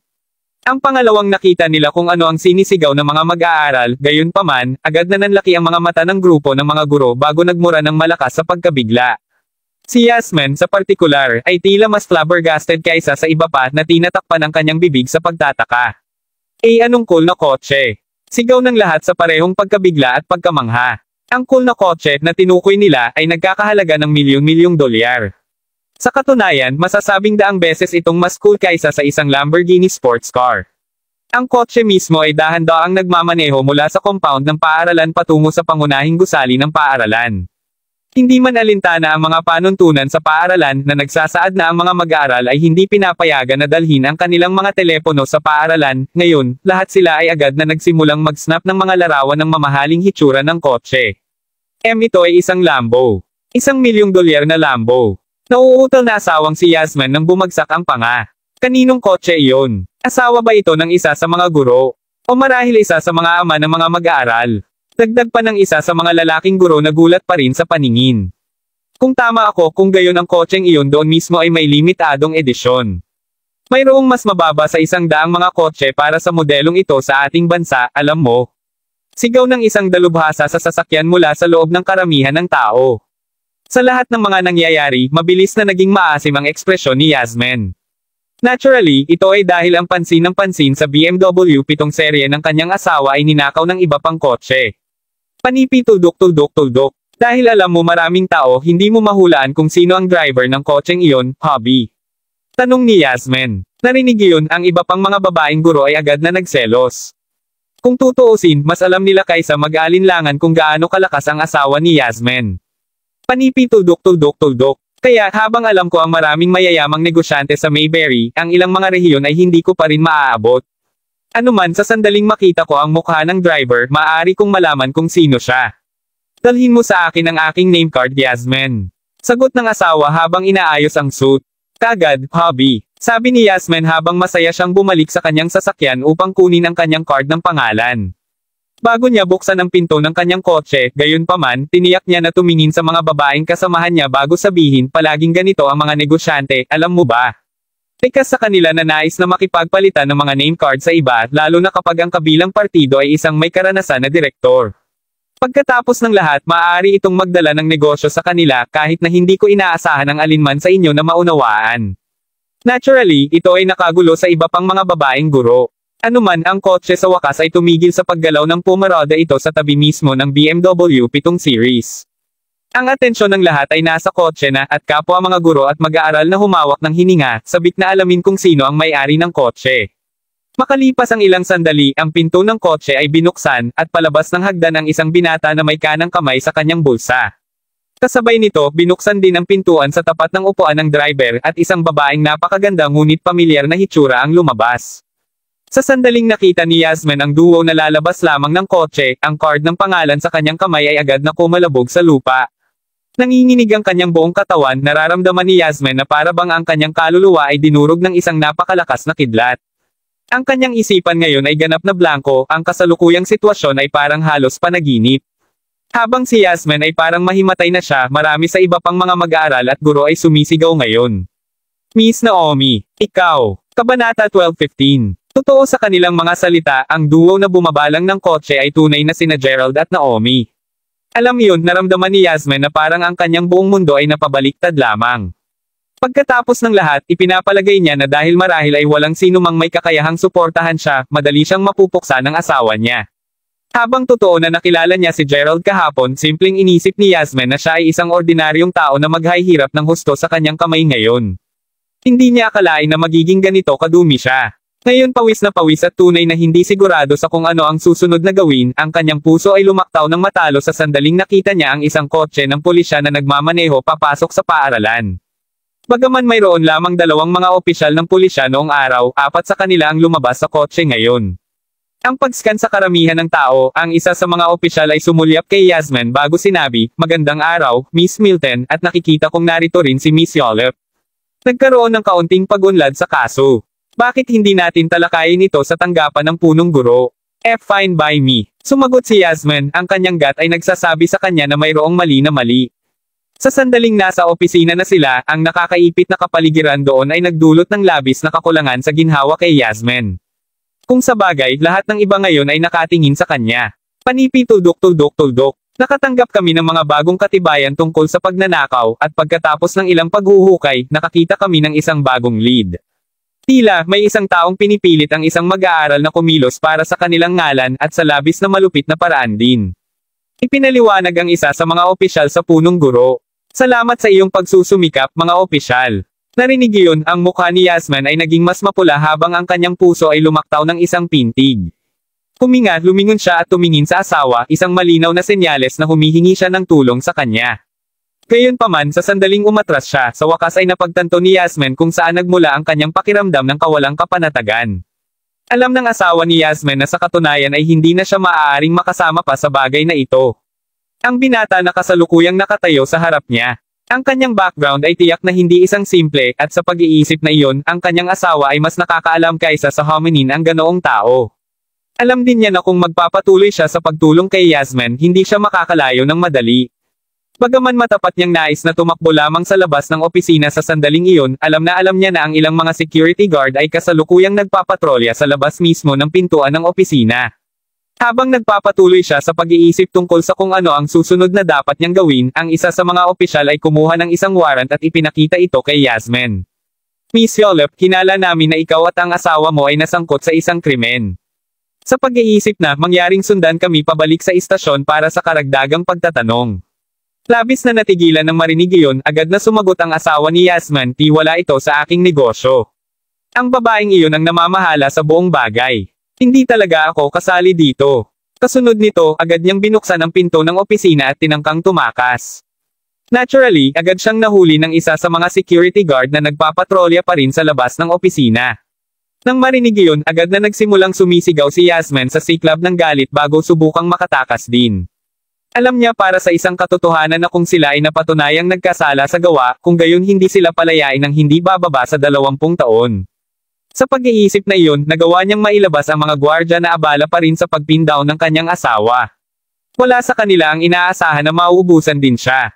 Sa oras na siya ay dumating sa hagdan, lahat ng mga mag-aaral na nakakita sa kanyang pagtakbo para sa kanyang buhay ay lubos na nalilito sa kung ano ang nangyayari. Bago pa man niya maalis ang unang hakbang pababa, gayon pa man, naramdaman niya ang isang jolt ng kuryente na tumatakbo sa kanyang gulugod. Sumisigaw mula sa epekto ng itinapon na bagay, gumuho sa sahig si Yasmin at nakita na siya ay tinamaan ng isang pamalo ng kuryente na kumikinang na asol. Hindi ba iyon si Ginang Yolep?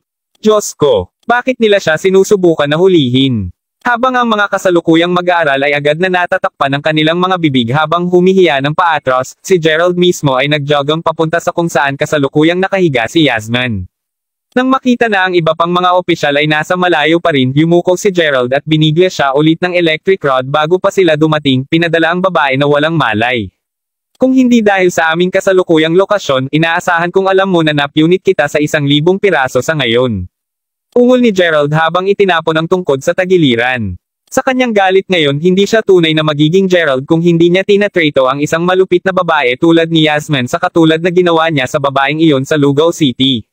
Kabanata 12:16. Nalutas ang kasalukuyang usapin, agad na bumalik sina Gerald at Naomi sa ospital upang bisitahin si Sherry at ang kanyang ina. Kahit na si Gerald ay nanatili ng mahabang panahon sa ospital, sa kalaunan ay nabigo siya. Tila hindi tulad ng tao na nagpalitaw ng alindog ng jade bago muling magpakita sa anumang oras. Habang naisip niya noong una na ang taong pinag-uusapan ay maaaring isa sa mga doktor, nurse, o kahit na mga pasyente sa ospital, pagkatapos na maglakad sa buong ospital sa halos lahat ng umaga, nag-aalinlangan ngayon si Gerald na iyon ang kaso. Sa kalagitnaan ng buwan ngayon na mapanganib na malapit na, nagsisinungaling siya kung sasabihin niyang hindi siya balisa. Sa paglaon na napagpasyahan na ang babaeng may malakas na pangangatawan ay magpapakita sa kanyang sarili sa ngayon kung tunay na siya ay naiugnay sa ospital, ipinadala lamang ni Gerald kay Noemi sa paaralan bago isaalang-alang na magtungo sa iba pang mga kalapit na paaralan o universidad upang magsimulang maghanap muli. Sa totoo lang, naramdaman niya na wala sa mga ito ang may katuturan. Pagkatapos ng lahat, ayon sa sinabi ng Master Ghost, dahil sa papel ng kapalaran, kahit na makaligtaan ni Gerald na makilala ang ibang tao sa unang pagkakataon, tiyak na magkikita sila ulit. Alam na ang pag-iisip tungkol dito ay hindi talaga makakabuti sa kanya, ginugol lamang ni Gerald ang natitirang bahagi ng umaga sa pagmamaneho sa paligid ng maraming mga high school at universidad. Sa huli, hindi pa rin niya makita ang taong hinahanap niya. Sa isang panghuling universidad lamang na natitirang hindi nasuri, simpleng nagbuntong hininga si Gerald bago bangulong sa sarili. Mayberry University it is. Kung wala rin siya doon, talagang hindi niya alam kung saan pa siya hahanapin. Pagdating sa universidad, agad na naramdaman ni Gerald na bahagyang nahiya nang makita niya ang napakaraming mag-aaral na tumuturo sa kanyang sasakyan. Hindi talaga siya dapat ang ganito ka-high profile. Tuldok-tuldok. Sa pag-iisip na iyon, mabilis niyang pinaikot ang kanyang sasakyan at nagtungo sa maliit na kagubatan kung saan niya pinaparada ang kanyang kotse dati. Pagdating doon, nakita niya na ang ilang mga kotse ay nakapark na sa kanyang karaniwang lugar. Sandaling pinahinto ang kanyang sariling kotse, nakita ni Gerald na maraming magagandang batang babae doon na nakadamit upang mapahanga rin, tulad ng maraming mayayamang binata na bawat isa ay nagmamay-ari ng iba't ibang mga uri ng mga sports car, Ferraris, at maraming iba pang mga mamahaling hitsura ng kotse. Napansin din ni Gerald na tila mayroong isang salungatan sa pagitan ng dalawa sa mga kalalakihan, at lahat ng iba pang naruroon sa pinangyarihan ay kasalukuyang natipon sa paligid nila. Sa pakikinig, narinig ni Gerald ang isa sa mga kalalakihan na nagsabing, "Paano mo pinangangahas na ay parada ang iyong murang kotse dito? Hindi ka ba nahiya sa sarili mo? Ang kotse ko ay nagkakahalaga ng hindi bababa sa $300,000 na alam mo." Ginoo, napakagwapo at astig ni Yaki. Ang kanyang sasakyan ay mukhang ganap ding kamangha-mangha. Oo, napakagandang kotse. Sinigaw ang ilan sa mga batang babae habang nakatingin sa inggit sa nagsalita. Sa sinabi ni Gerald, ang kotse ng ibang lalaki ay malamang na nagkakahalaga ng halos $120,000. Bilang isang resulta, ang lahat ng mga batang babae doon ay natural na sumusuporta kay Yaki. Walang sino mang naninindigan para sa iba pang tao, at pagkatapos na maiparamdam sa pagiging mas mababa, ang ibang lalaki ay simpleng nag-drive palayo ng galit. Habang ginamit ni Gerald ang liblib na lugar na ito upang maitago kung gaano siya kayaman, ang mga bagay ay tila nagbago ngayon. Mula sa kung ano ang maaari niyang sabihin, ang mga nakakaalam ngayon tungkol sa maliit na kagubatang ito ay halos may-ari ng mga mamahaling kotse. Upang maipamalas ang kanilang kayamanan, ang pinakamahal at nakasisilaw na mamahaling mga kotse lamang ang pinapayagan na ay parada dito. Tulad ng para sa iba pa na nakakaalam ng lugar na ito, halos sila ay binubuo ng kapwa mga lalaki at babaeng mag-aaral na nais na masiyahan sa palabas. Anuman sa sandaling nakita ni Yaki na matagumpay niyang naitaboy ang ibang tao, isang sobrang pagmamalaking ekspresyon ang nabuo sa kanyang mukha. Nang malapit na niyang ay parada ng maayos ang kanyang sasakyan, gayunpaman, biglang narinig ang malakas na pag-revive ng mga makina. Paglingon upang tingnan ang pinagmulan ng tunog, ang mga mata ng lahat ay nanlaki habang ang isang mas malamig na hitsura na Lamborghini ay lumitaw. Natapos ang klima sa paligid kaagad nang huminto ito ng sapat na malapit at isang binata, nakasuot ng isang pares ng salaming pang-araw pati na rin ang pinutol na pantalon, ay lumabas sa kotse. Paglingon upang tumingin kay Yaki, ang lalaki, nang umunguya ng gum pagkatapos ay idineklara, "Sa oras na mawala ka, hindi mo ba iniisip? Talaga bang naiisip mo na karapat-dapat kang mag-park dito? Ang aking sasakyan ay nagkakahalaga ng hindi bababa sa $760 milyong, alam mo?" Ito si G. Lockworth. Oh my God, napakagwapo niya. Simpleng napapanood lamang ni Gerald habang nagsisimulang muli ang mga batang babae sa kilig. Habang hindi niya namamalayan ito, alam ng lahat mula sa loob ng karamihan ng tao ang alamat na pumapalibot sa maliit na kagubatang iyon. Mahalaga, sinabi ng alamat na ang isang misteryoso at mayaman na binata ay minsan ay nagpakita sa mismong kagubatan na ito sa isang nangungunang luxury car. Kasunod nito, nagawa ng may-ari ng kotse na ituloy at makuha ang pinakamataas na diyosa ng unibersidad para sa kanya. Bagaman ito ay simple, ang kwento ay sapat na popular upang gawing sikat na lugar ng paradahan ang maliit na kagubatan sa unibersidad para sa mga may mga mamahaling kotse. Ano ang tinitingnan mo pa, Yaki? Ilipat mo na ang iyong sasakyan upang may park na ni Yolter ang kanyang sasakyan. Sa katunayan, ito ay mas angkop para sa Mount Lockworth upang ay parada doon at alam mo ito. Matapos marinig ang mga hiyawan ng mga batang babae ng paghamak, si Yaki ay maaaring mapurol lamang ang kanyang mga labi habang ang kanyang pagiging masalimuot ay sumipa. Sa oras na siya ay nagtaboy ng galit, ang tanawin ay nakaakit ng pansin ng kahit 100 manunood. Nanginginig ang kanyang ulo na may isang malaswang ngiti sa kanyang mukha, simpleng inisip ni Gerald, sa palagay ng mga batang ito ay napakabata at mayaman. Dapat mong gamitin ang iyong kabataan at yaman upang makagawa ng mas makabuluhang mga bagay. Kasunod nito, tinapakan niya ang kanyang akselerador na direktang minamaneho ang kanyang Lamborghini patungo sa karamihan ng mga tao. Kabanata 12:17. Habang naririnig ng mga mag-aaral ang muling pag-angat ng makina ng ibang sasakyan, lumingon sila upang tingnan ang Lamborghini habang kumikibo sa harapan bago huminto, na ipinadala ang mga nahulog na dahon sa lupa na nagkalat sa buong lugar na may lakas ng isang tag-ilaw na gale. Ang biglang hitsura ng kotse ay iniwan ang lahat sa pinangyarihan sandali na nagyayelo sa pagkabigla. Panipi tuldok-tuldok-tuldok. Iyon ba ay isang Lamborghini Reventon? Ang pangyayari ay napakapanaginip na ang lahat ay halos hindi maitago ang pagkabigla sa kanilang mga mukha. Wala sa kanila ang naglakas loob na kumurap ng sandali, sa takot na ang paningin ng marangyang kotse ay mawawala lamang sa pangalawang ginawa nila.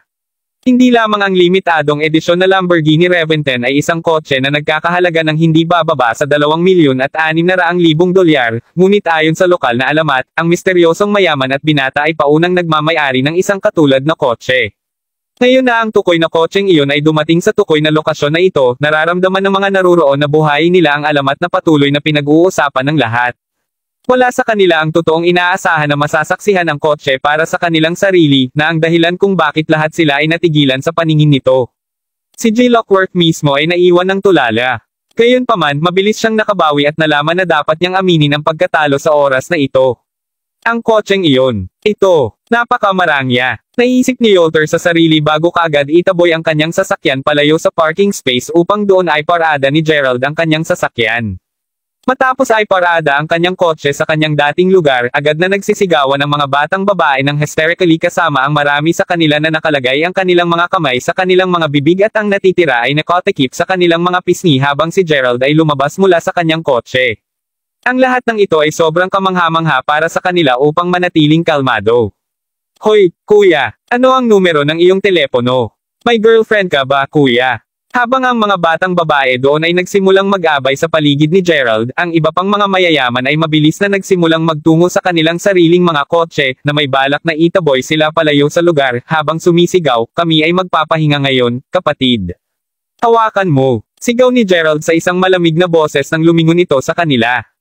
Naririnig kung gaano ang lamig at utos ng kanyang boses, lahat ay agad na naparalisa sa lugar. Kasunod nito pinanatili ni Gerald ang kanyang malamig na tinig habang nagtanong, "Sabihin mo sa akin, mayroong isang punto ng paghahambing kung gaano kayaman ang bawat isa sa iyo." Narinig iyon, ang mga batang lalaki ay mabilis na ibinaba ang kanilang ulo, bawat isa sa kanila ay nawalan ng mga salita. Habang ikaw ay maaaring mayaman, inaasahan kong ang bawat isa sa iyo ay mapagtanto na palaging mayaman mga tao doon.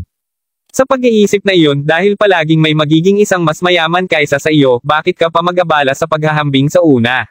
Kung mayroon kang ganoong karaming oras at lakas, dapat mong gugugol ang lahat ng iyon sa iyong pamilya at sa mga pinapangalagaan mo sa halip. Bakit kahit papalabas dito ay para lang magpakitang gilas? Dagdag ni Gerald sa isang casual na tono habang ang mga lalaki ay namula sa hiya habang dahan-daang tumanggo. Tama siya, alam mo. Paano pinangarap ng mga tao tulad ni J. Lockworth o J. Yaki na maihambing sa kanya? Ngayon na nakilala kita, sa wakas naiintindihan ko na ang ibig sabihin ng maging matanda at matatag, Ginoo. Tunay ka ay kaakit-akit at lahat ng iyong sinabi ay ganap na totoo. Sa puntong iyon, marami sa mga batang babae na may ekspresyon ng pagmamahal na mahal sa kanilang mga mukha ang sumuporta kay Gerald na may malasakit na tinig. Habang sinisimula ng isa sa mga batang babae ang braso nito kay Gerald ay simpleng itinulak siya nito bago sinabi, "Kayong mga batang babae ay hindi mas mabuti." Humarap sa kanila sa susunod, sinabi niya pagkatapos, "Tingnan mo kung ano ang suot mong lahat ngayon. T-shirt na walang anumang pantalon o kahit na short sa ilalim. Ganito ba dapat ang pag-arte ng mga batang babae? Hindi mo ba naisip na lahat kayo ay medyo nahihiya? Para sa iyo sa partikular, ang iyong tuktok ay hindi hihigit sa isang manipis na lubad sa puntong ito. Ano ang point ng paglantad ng labis ng iyong katawan sa iba? Maging medyo mas malalady alang-alang sa langit." Matapos makita ang pangkat ng mga kabataan na sumasamba ng pera, hindi nakatakataka kung bakit galit na galit sa kanila si Gerald. Alam na tiyak na magsisisi sila sa hinaharap kung hindi nila gagamitin ang oras na ito upang mahalin at pahalagahan ang mga miyembro ng kanilang pamilya at mga mahal sa buhay, mapagsabihan lamang sila ni Gerald sa pag-asang maibalik ito sa kanilang kamalayan. Gayunpaman, marami sa mga batang babae ang simpleng nagsimulang umiyak kaagad na narinig nila ang pagsaway sa kanila ni Gerald. "Basta, umalis ka na. Umalis ka na. Lahat kayo." Kabanata 12:18. Matapos ang pagwagayway ng kanyang kamay upang itaboy ang lahat, tinitiyak ni Gerald na nakaparada niya ng maayos ang kanyang sasakyan habang iniisip sa sarili kung ano ang mali sa lipunan ngayon. Kaya paano kung ang isa ay mayaman? Kung malulutas ang lahat sa pamamagitan ng pera, kung gayon hindi na dapat magpatuloy si Gerald sa paghahanap ng ganito. Naiiling ang pag-iisip, tiningnan ni Gerald ang campus building bago magtungo sa direksyon nito upang ipagpatuloy ang kanyang paghahanap para sa isang babaeng may malakas na pangangatawan. Ang nangyari kanina ay isang maliit na yugto at ang mga saloobin ni Gerald ay napalitan ng kaunting nostalgia nang siya ay pumasok muli sa campus pagkatapos ng pagtatapos ng higit sa 2 taon. Tulad ng sinabi, ang buhay ay isang bilog na paikot-ikot. Hindi alintana kung ang isang tao ay mayaman o mahirap, lagi silang magtatapos sa pagbabalik sa kanilang pinagmulan. Totoo sa mga salitang sinasabi, lahat ng ito ay nagsimula sa mismong unibersidad na ito. Kung sa bagay, unang sinabi kay Gerald na siya ang tagapagmana ng pamilyang Crawford habang siya ay nag-aaral dito. Ano pa, natutugunan din ni Gerald ang paibig ng kanyang buhay sa mismong campus na ito. Kahit na ang milk tea shop sa pasukan ng campus ay nandoon pa rin at ang may-ari ng shop na iyon ay pareho pa ring tao. Sa pagtingin sa shop, naalala niya kung paano nakalimutan ni Mila na ilabas ang wallet niya habang bibili siya ng milk tea noon. Tuldok-tuldok. Tinutulungan niya siyang bayaran ito ang kanilang kauna-unahang enkwentro. Noon, ang kanyang relasyon kay Mila ay kapwa-dalisay at inosente, walang anumang nakasisira sa lupa o mapait na sandali sa kanilang relasyon. Simple lang, relasyon na mahal kita at mahal mo ako. Siyempre, ang magagandang bagay ay hindi kailanman nagtagal. Mula sa pagkakakilala niya sa kanya, hindi kailanman ginusto ni Gerald na maging tagapagmana ng pamilyang Crawford. Kung pipiliin niya, mas gugustuhin niyang manatiling mahirap. Kung sa bagay, hindi siya hinamak ni Mila anuman ang kanyang yaman. Matapos ang nagtapos sa unibersidad, pareho silang maaaring magpatuloy sa buhay na magkakasama.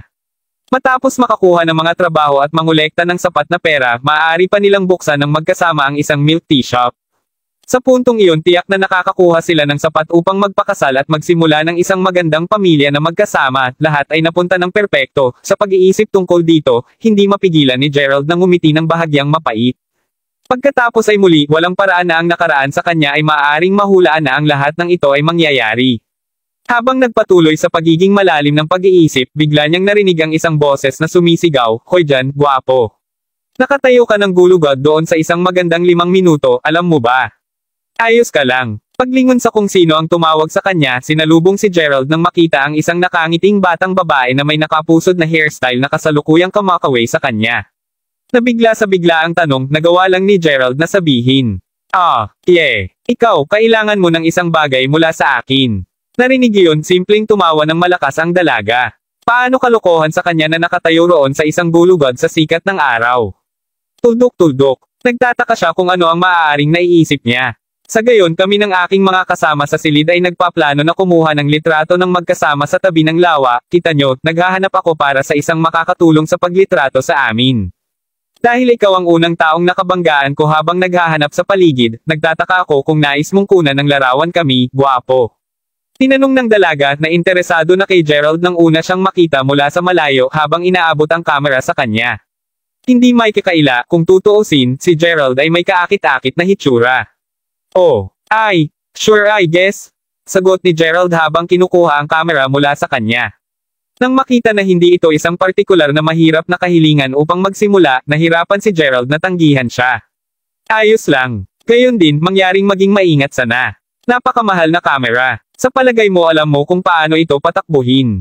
Tanong ng batang babae na ngayon ay napagtanto na si Gerald ay nakasuot ng medyo ordinaryong damit. Sa pag-iisip na iyon, hindi niya maiwasang mag-alala na hindi niya sinasadya ito sa mad-epektong paggawa kung tunay na wala siyang ideya kung paano ito gamitin. Huwag mag-alala, gagawin ko. Sagot ni Gerald na may simpleng tango. Samantala, maririnig ang 6 na batang babae na nakikipagdaldalan palayo sa gilid ng lawa. Dahil malapit na silang magtungo sa kanilang ikalawang taon sa unibersidad at maganda ang hitsura ng panahon ngayon, lahat sila ay sumang-ayon na lumabas upang kumuha ng litrato ng magkasama. Nais nilang tiyakin na nakakuha sila ng sapat na alaala ng kanilang unang taon sa unibersidad.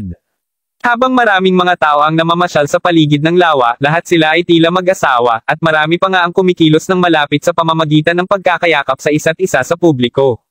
Dahil dito, naramdaman ng mga batang babae na medyo magiging mahirap para sa kanila na humingi ng tulong sa kanila. Panipi tuldok-tuldok-tuldok. Pinag-uusapan kung alin, nasaan ang Yulisa. Mula sa kanyang mensahe kanina, sinabi niya sa akin na nakakita na siya ng isang tao na magpa-picture sa amin. Ano ang tumatagal sa kanya? Magsalita ng Diablo. Nandyan na sila ngayon. Hoy, tignan mo ang lalaking dinala niya. Mukha siyang gwapo, no? Sabi ng isa pang batang babae habang humadjakik.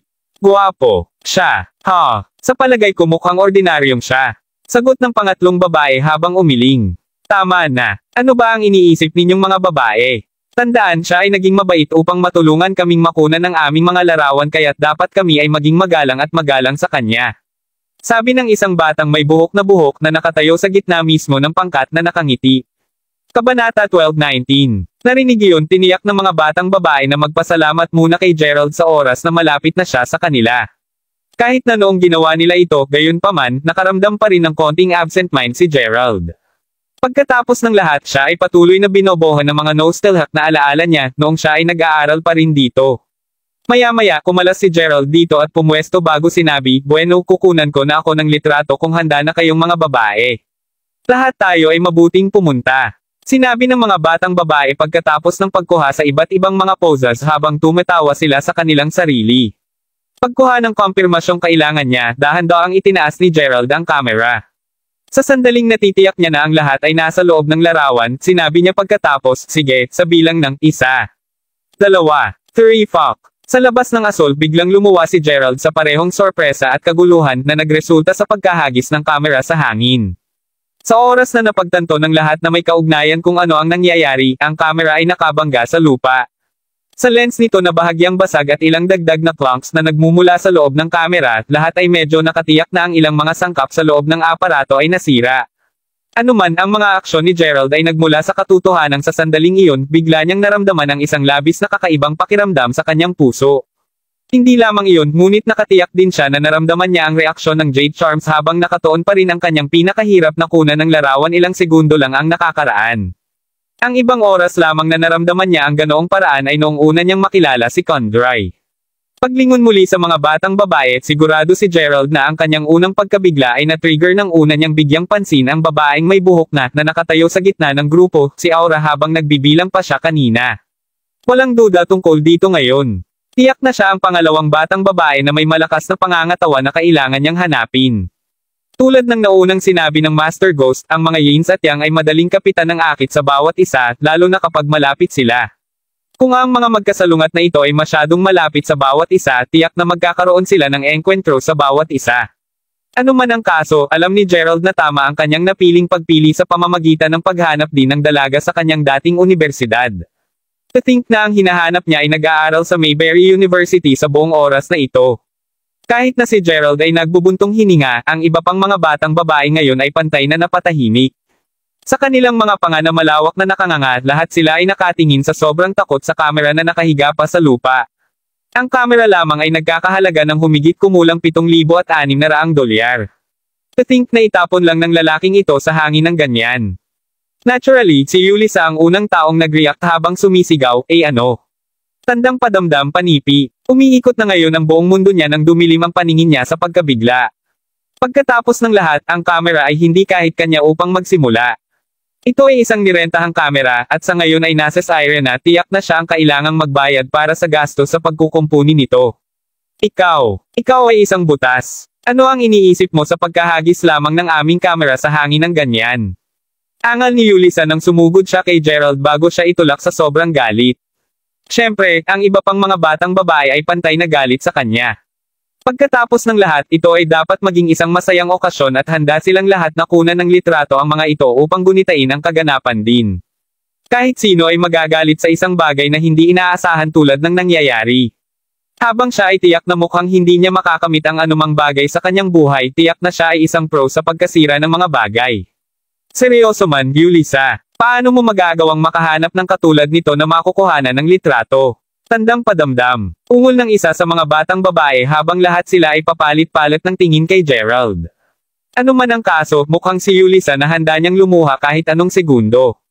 Nang makita iyon, itinulak ng mahabang buhok na batang babae ang kanyang buhok sa likuran ng tainga bago kunin ang kamera at suriin kung may mga sirang bahagi. Makalipas ang ilang sandali, sinabi niya, "Hindi ko talaga naisip na ang kamera ay nasira. Pagkatapos ng isang maikling pagtingin dito, natatandaan ko na ang ganitong uri ng kamera ay may isang protection layer sa paligid ng bawat bahagi nito." Tuldok-tuldok. Kahit na kami marahil ay kailangan pa ring mag-fork out ng kahit $1 hanggang $2,000 mula nang magmukhang medyo basag ang lens ng kamera dahil sa pagbagsak ng mas maaga. Manalo ka. Wala kang ideya kung gaano ako galit ngayon. Sa lahat ng mga tao na maaaring nakabanggaan ko at humingi ng tulong, dapat siya ito. Kung ito ay kahit sino pa man, maaari naming makuha ang aming mga larawan sa nakaraan. Oh, bakit sa lupa ako ay hindi pinalad? Pagmamaktol ni Yulisa na ngayon ay lampas sa inis at galit. Magkano ang utang ko sa iyo? Magbabayad ako. Sagot agad ni Gerald. Ha, ikaw. Bayaran ako ng $7,600 pagkatapos ay pantay kami. Single ni Yulisa. Humihingi ka sa kanya ng gaanong Maswerte tayo kung nakapag-fest pa siya ng hanggang $300.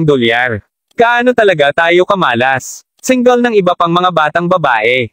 Bayaran kita ng eksaktong halaga. Sabi ni Gerald habang isinasok ang kanyang kamay sa kanyang bulsa upang kunin ang kanyang cellphone upang agad niyang mailipat ang pera. Ang pangalawang ginawa niya rito, gayunpaman, agad niyang naramdaman ang parehong awkward at napahiya. Matapos ang pakiramdam sa paligid ng lahat ng kanyang mga bulsa, napagtanto niya na ang kanyang cellphone ay wala sa kanya. Sa pag-iisip kung saan niya maaaring nalagay ang maling lugar dito, mabilis niyang naalala na naiwan niya ang kanyang cellphone sa kanyang kotse kanina mula nang siya ay medyo sabik na mag-aral sa grupo ng mga teenager na sumasamba sa pera. Ang tanging pera na mayroon siya sa kanya ngayon ay tila $120. Kung tutuusin, hindi na niya kailangan pang gumamit ng pisikal na pera sa pinakamahabang oras. Para sa isang segundo doon, halos pinaramdam mo sa akin na may sapat kang kakayahang magbayad para sa pinsala. Panipi. Kabanata 12:20. Ang tono ni Yulisa ay higit na mapanghamak habang sinasabi niya iyon. Panipi tuldok. Ano man, kalimutan na lamang natin ang tungkol sa pagkuha ng mga larawan sa ngayon at mag-focus muna sa isyu ng kamera. Tuldok. Kapag tapos na tayo, maaari na tayong kumain sa Domino's o kung ano, sabi ng batang may buhok na habang umiling. Ano? Hindi natin siya basta-basta makakalas ng ganun lang. Dapat nating tiyakin na babayaran niya tayo sa lahat ng pinsala na iyon. Sagot ni Yulisa, malinaw na ayaw na pakawalan ng ganon kadali si Gerald. Kalimutan mo na lang. Sinabi ng mahabang buhok na batang babae sa medyo mahirap na tono habang pinapanood niya habang parami ang mga tao na nagsimulang masigasig na nagtipon sa paligid nila upang makita kung ano ang tungkol sa kaguluhan. Habang nagpatuloy siyang subukang hilahin ang mga kaibigan mula sa kanya, mabilis na lumingon si Gerald sa batang may buhok na buhok bago sabihin, kumawak ka. Pwede, maaari mo bang ibigay sa akin ang iyong impormasyon sa pakikipag-ugnay? Kailangan ko pang ilipat ang pera sa iyo mamaya, alam mo. Narinig iyon, agad na napatulala si Yulisa at ang kanyang mga kaibigan. Fucking hell. Upang isipin na pagkatapos na ihulog ang kanilang kamera, nagkaroon pa rin siya ng katapangan upang tanungin ang numero ng telepono ni Noel. Upang isipin na ang gayong tao ay mayroon pa. Sa sasabihin ngayon ng lahat, nahulog lamang ni Gerald ang kamera para sa isang pagkakataong makuha ang impormasyon sa pakikipag-ugnay ni Noel. Dahil ba sa mas maganda siya kaysa sa kanila? Ang pag-iisip nito ay nagsilbi lamang upang lalong mapalakas ang galit at paghamak ng mga batang babae kay Gerald. Si Noel mismo ang tunay na nagnanais na umalis na lang. Hindi lamang niya nais na magpatuloy na maengganyo sa sitwasyon, ang katotohanan na maraming tao ang kasalukuyang nakatingin sa kanila ay naging komportable lamang sa kanya. Kapatid, sana malaman mo na si Noel ang pinakamagandang batang babae sa aming departamento. Hindi mo ba alam kung ilan na ang mayaman at mga batang tagapagmana na nagtangkang ituloy at aminin ang kanilang pagmamahal sa kanya? Upang maisip na talagang maglakas loob kang magtanong para sa kanyang numero ng telepono. Sa katunayan, habang maaaring nagkaroon ka ng pinakamaliit na pagkakataong gawin ito kung nagawa mong maayos na makuha ang aming litrato ng mas maaga at nagawa mo rin itong guluhin. Inaasahan kong pagsisisihan mo ang iyong sariling mga pagkilos ngayon. Habang ang ilan sa mga nanunood ay nagpatuloy sa paglipag ni Gerald, simpleng umiling si Gerald na may isang malaswang ngiti sa kanyang mukha, hindi pinapansin ang kanilang panunuya sa halos lahat. Sa kanyang isipan, iniisip niya kung ang akit sa pagitan ni Yin at Yang ay nakagambala at naapektuhan muli ang balanse sa kanyang puso. Kung tutuusin, ang parehong bagay ang nangyari noong una niyang makilala si Condry sa Lugaw City. Natapos na si Gerald na gumawa ng isang malaking kasalanan sa unang pagkikita nila ni Condry dahil sa hindi niya mapigilan ng maayos ang kanyang sariling emosyon. Medyo katulad sa naunang kaganapan, nakagawa siya ng isa pang pagkakamali ng maabutan niya si Noel, na mayroong isang malakas na pangangatawan na katawan kahit na sa pagkakataong ito ay natapos na niyang masira ang kamera ng babaeng nakabuntot sa halip. Ano pa, sinubukan niya pang magmadali ng mga bagay sa pamamagitan ng kaagad na pagtatanong para sa numero ng telepono ni Noel kahit na ang nagrenta ng kamera ay ang batang babae na may nakapusod. Malinaw na siya ay masyadong naiinip at kahit sino ay makahanap ng ganyang uri ng pag-uugali na nakakainis. Gayunpaman, sa kabila ng hindi pagkakaintindihan, medyo masaya pa rin si Gerald sa paglipas ng mga pangyayari. Pagkatapos ng lahat, sa wakas ay nagawa niyang makahanap ng taong may malakas na pangangatawan. Nangangahulugan iyon na makakahanap siya ng batong circumcise sa lalong madaling panahon. Kahit na malapit na ang kalagitnaan ng buwan, may pagkakataon pa rin na magawa niya ito. Lahat ng kanyang pagsisikap ay hindi naging walang kabuluhan. Pagkalabas dito, lumingon si Gerald upang tignan si Noel at ang iba pa na kasalukuyang naglalakad pa rin palayo sa eksena at agad na sinimulang pagbuntutan sila. Kahit na si Noel at ang kanyang mga kasama sa kwarto ay nasa kanilang bagong taon lamang, nakatagpo na sila ng lahat ng uri ng mga lalaki. Sa partikular, si Noel ay kailangang harapin ang walang katapusang mga lalaki na sumusubok na ituloy siya. Dahil sa pagkakaroon na tanggihan ng mga pagsulong ng mga mula sa kanyang sariling klase hanggang sa mga nakatatanda mula sa kanyang departamento, natagpuan ni Noel ang kanyang sarili na madaling lumulubhang sa mga taong nagtatangkang ligawan siya. Sa pag-iisip na iyon, ni isang beses na hindi siya sumang-ayon sa mga pagtatangka ng sinumang maging kasintahan, at ang kapalaran ni Gerald ay tiyak na hindi magkakaiba sa lahat ng iba na tinanggihan niya. Kung sa bagay, hindi man niya nakuha ang isang bagay na simpleng ginawa ng tama. Ito ay tunay na nakakainis. Naiiling ang pag-iisip, mabilis na hinarap ni Noel at ng kanyang mga kaibigan ang isyu sa kanilang sarili, kasama si Noel na gumagamit ng kanyang sariling pera upang mabayaran ang mga pinsala.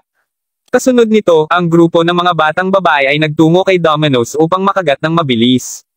Habang nandyan sila, umaasa rin silang maghanap ng kahit sino na medyo may kakayahang tumulong sa pagkuha ng litrato sa kanila malapit sa bulubunduking lugar sa labas mismo ng kanilang campus. Sa sandaling iyon, isiniwalat ni Gerald na kanina pa siya sumusunod sa kanila. Pagkatapos ng lahat, tunay niyang hinahangad na taos-pusong ipahayag ang kanyang paghingi ng tawad. Habang ginagawa ito, inaasahan din niya na malilinaw niya ang seryosong hindi pagkakaunawaan na mayroon sila sa kanila. Hindi talaga siya ang uri ng tao na marahil ay naiisip nila siya kung tutuusin. Nang makita siya, ang mga batang babae ay lubos na natuwa habang sinabi nila siya na naman. Gaano siya nakakainis. Matapos ang lahat ng nangyari, ganap na makatwiran para sa mga batang babae na hindi magkaroon ng magandang impression kay Gerald. Tulad ng kagat niya sa bala at tangkaing ipaliwanag ang kanyang sarili, biglang narinig ang isang paputok na tunog. Bigla, nagsimulang bumagsak ang mga rosas na bulaklak mula sa kisame ng restaurant, ang biglaang romantikong kapaligiran na nakakagulat sa lahat na kumakain doon. Makalipas ang ilang segundo, isang gwapong mukhang lalaki na nakasuot ng suit ang nagsimulang maglakad papasok sa restaurant, isang bouquet ng rosas sa kamay. Pagdaan kay Gerald, tumayo siya sa harap ni Noel bago lumuhod sa isang tuhod at inilahad ang palumpon ng mga bulaklak na kukunin niya. Gusto mo ba, Noel? Isang sorpresa ang inihanda ko para sa iyo. Sabi ng bata. Ito ay isang romantikong pagtatapat. Maraming salamat mga kamaster sa walang sawang pagsusubaybay, isang like, share, and subscribe naman dyan mga kamaster. Abangan ang susunod pang mga kabanata.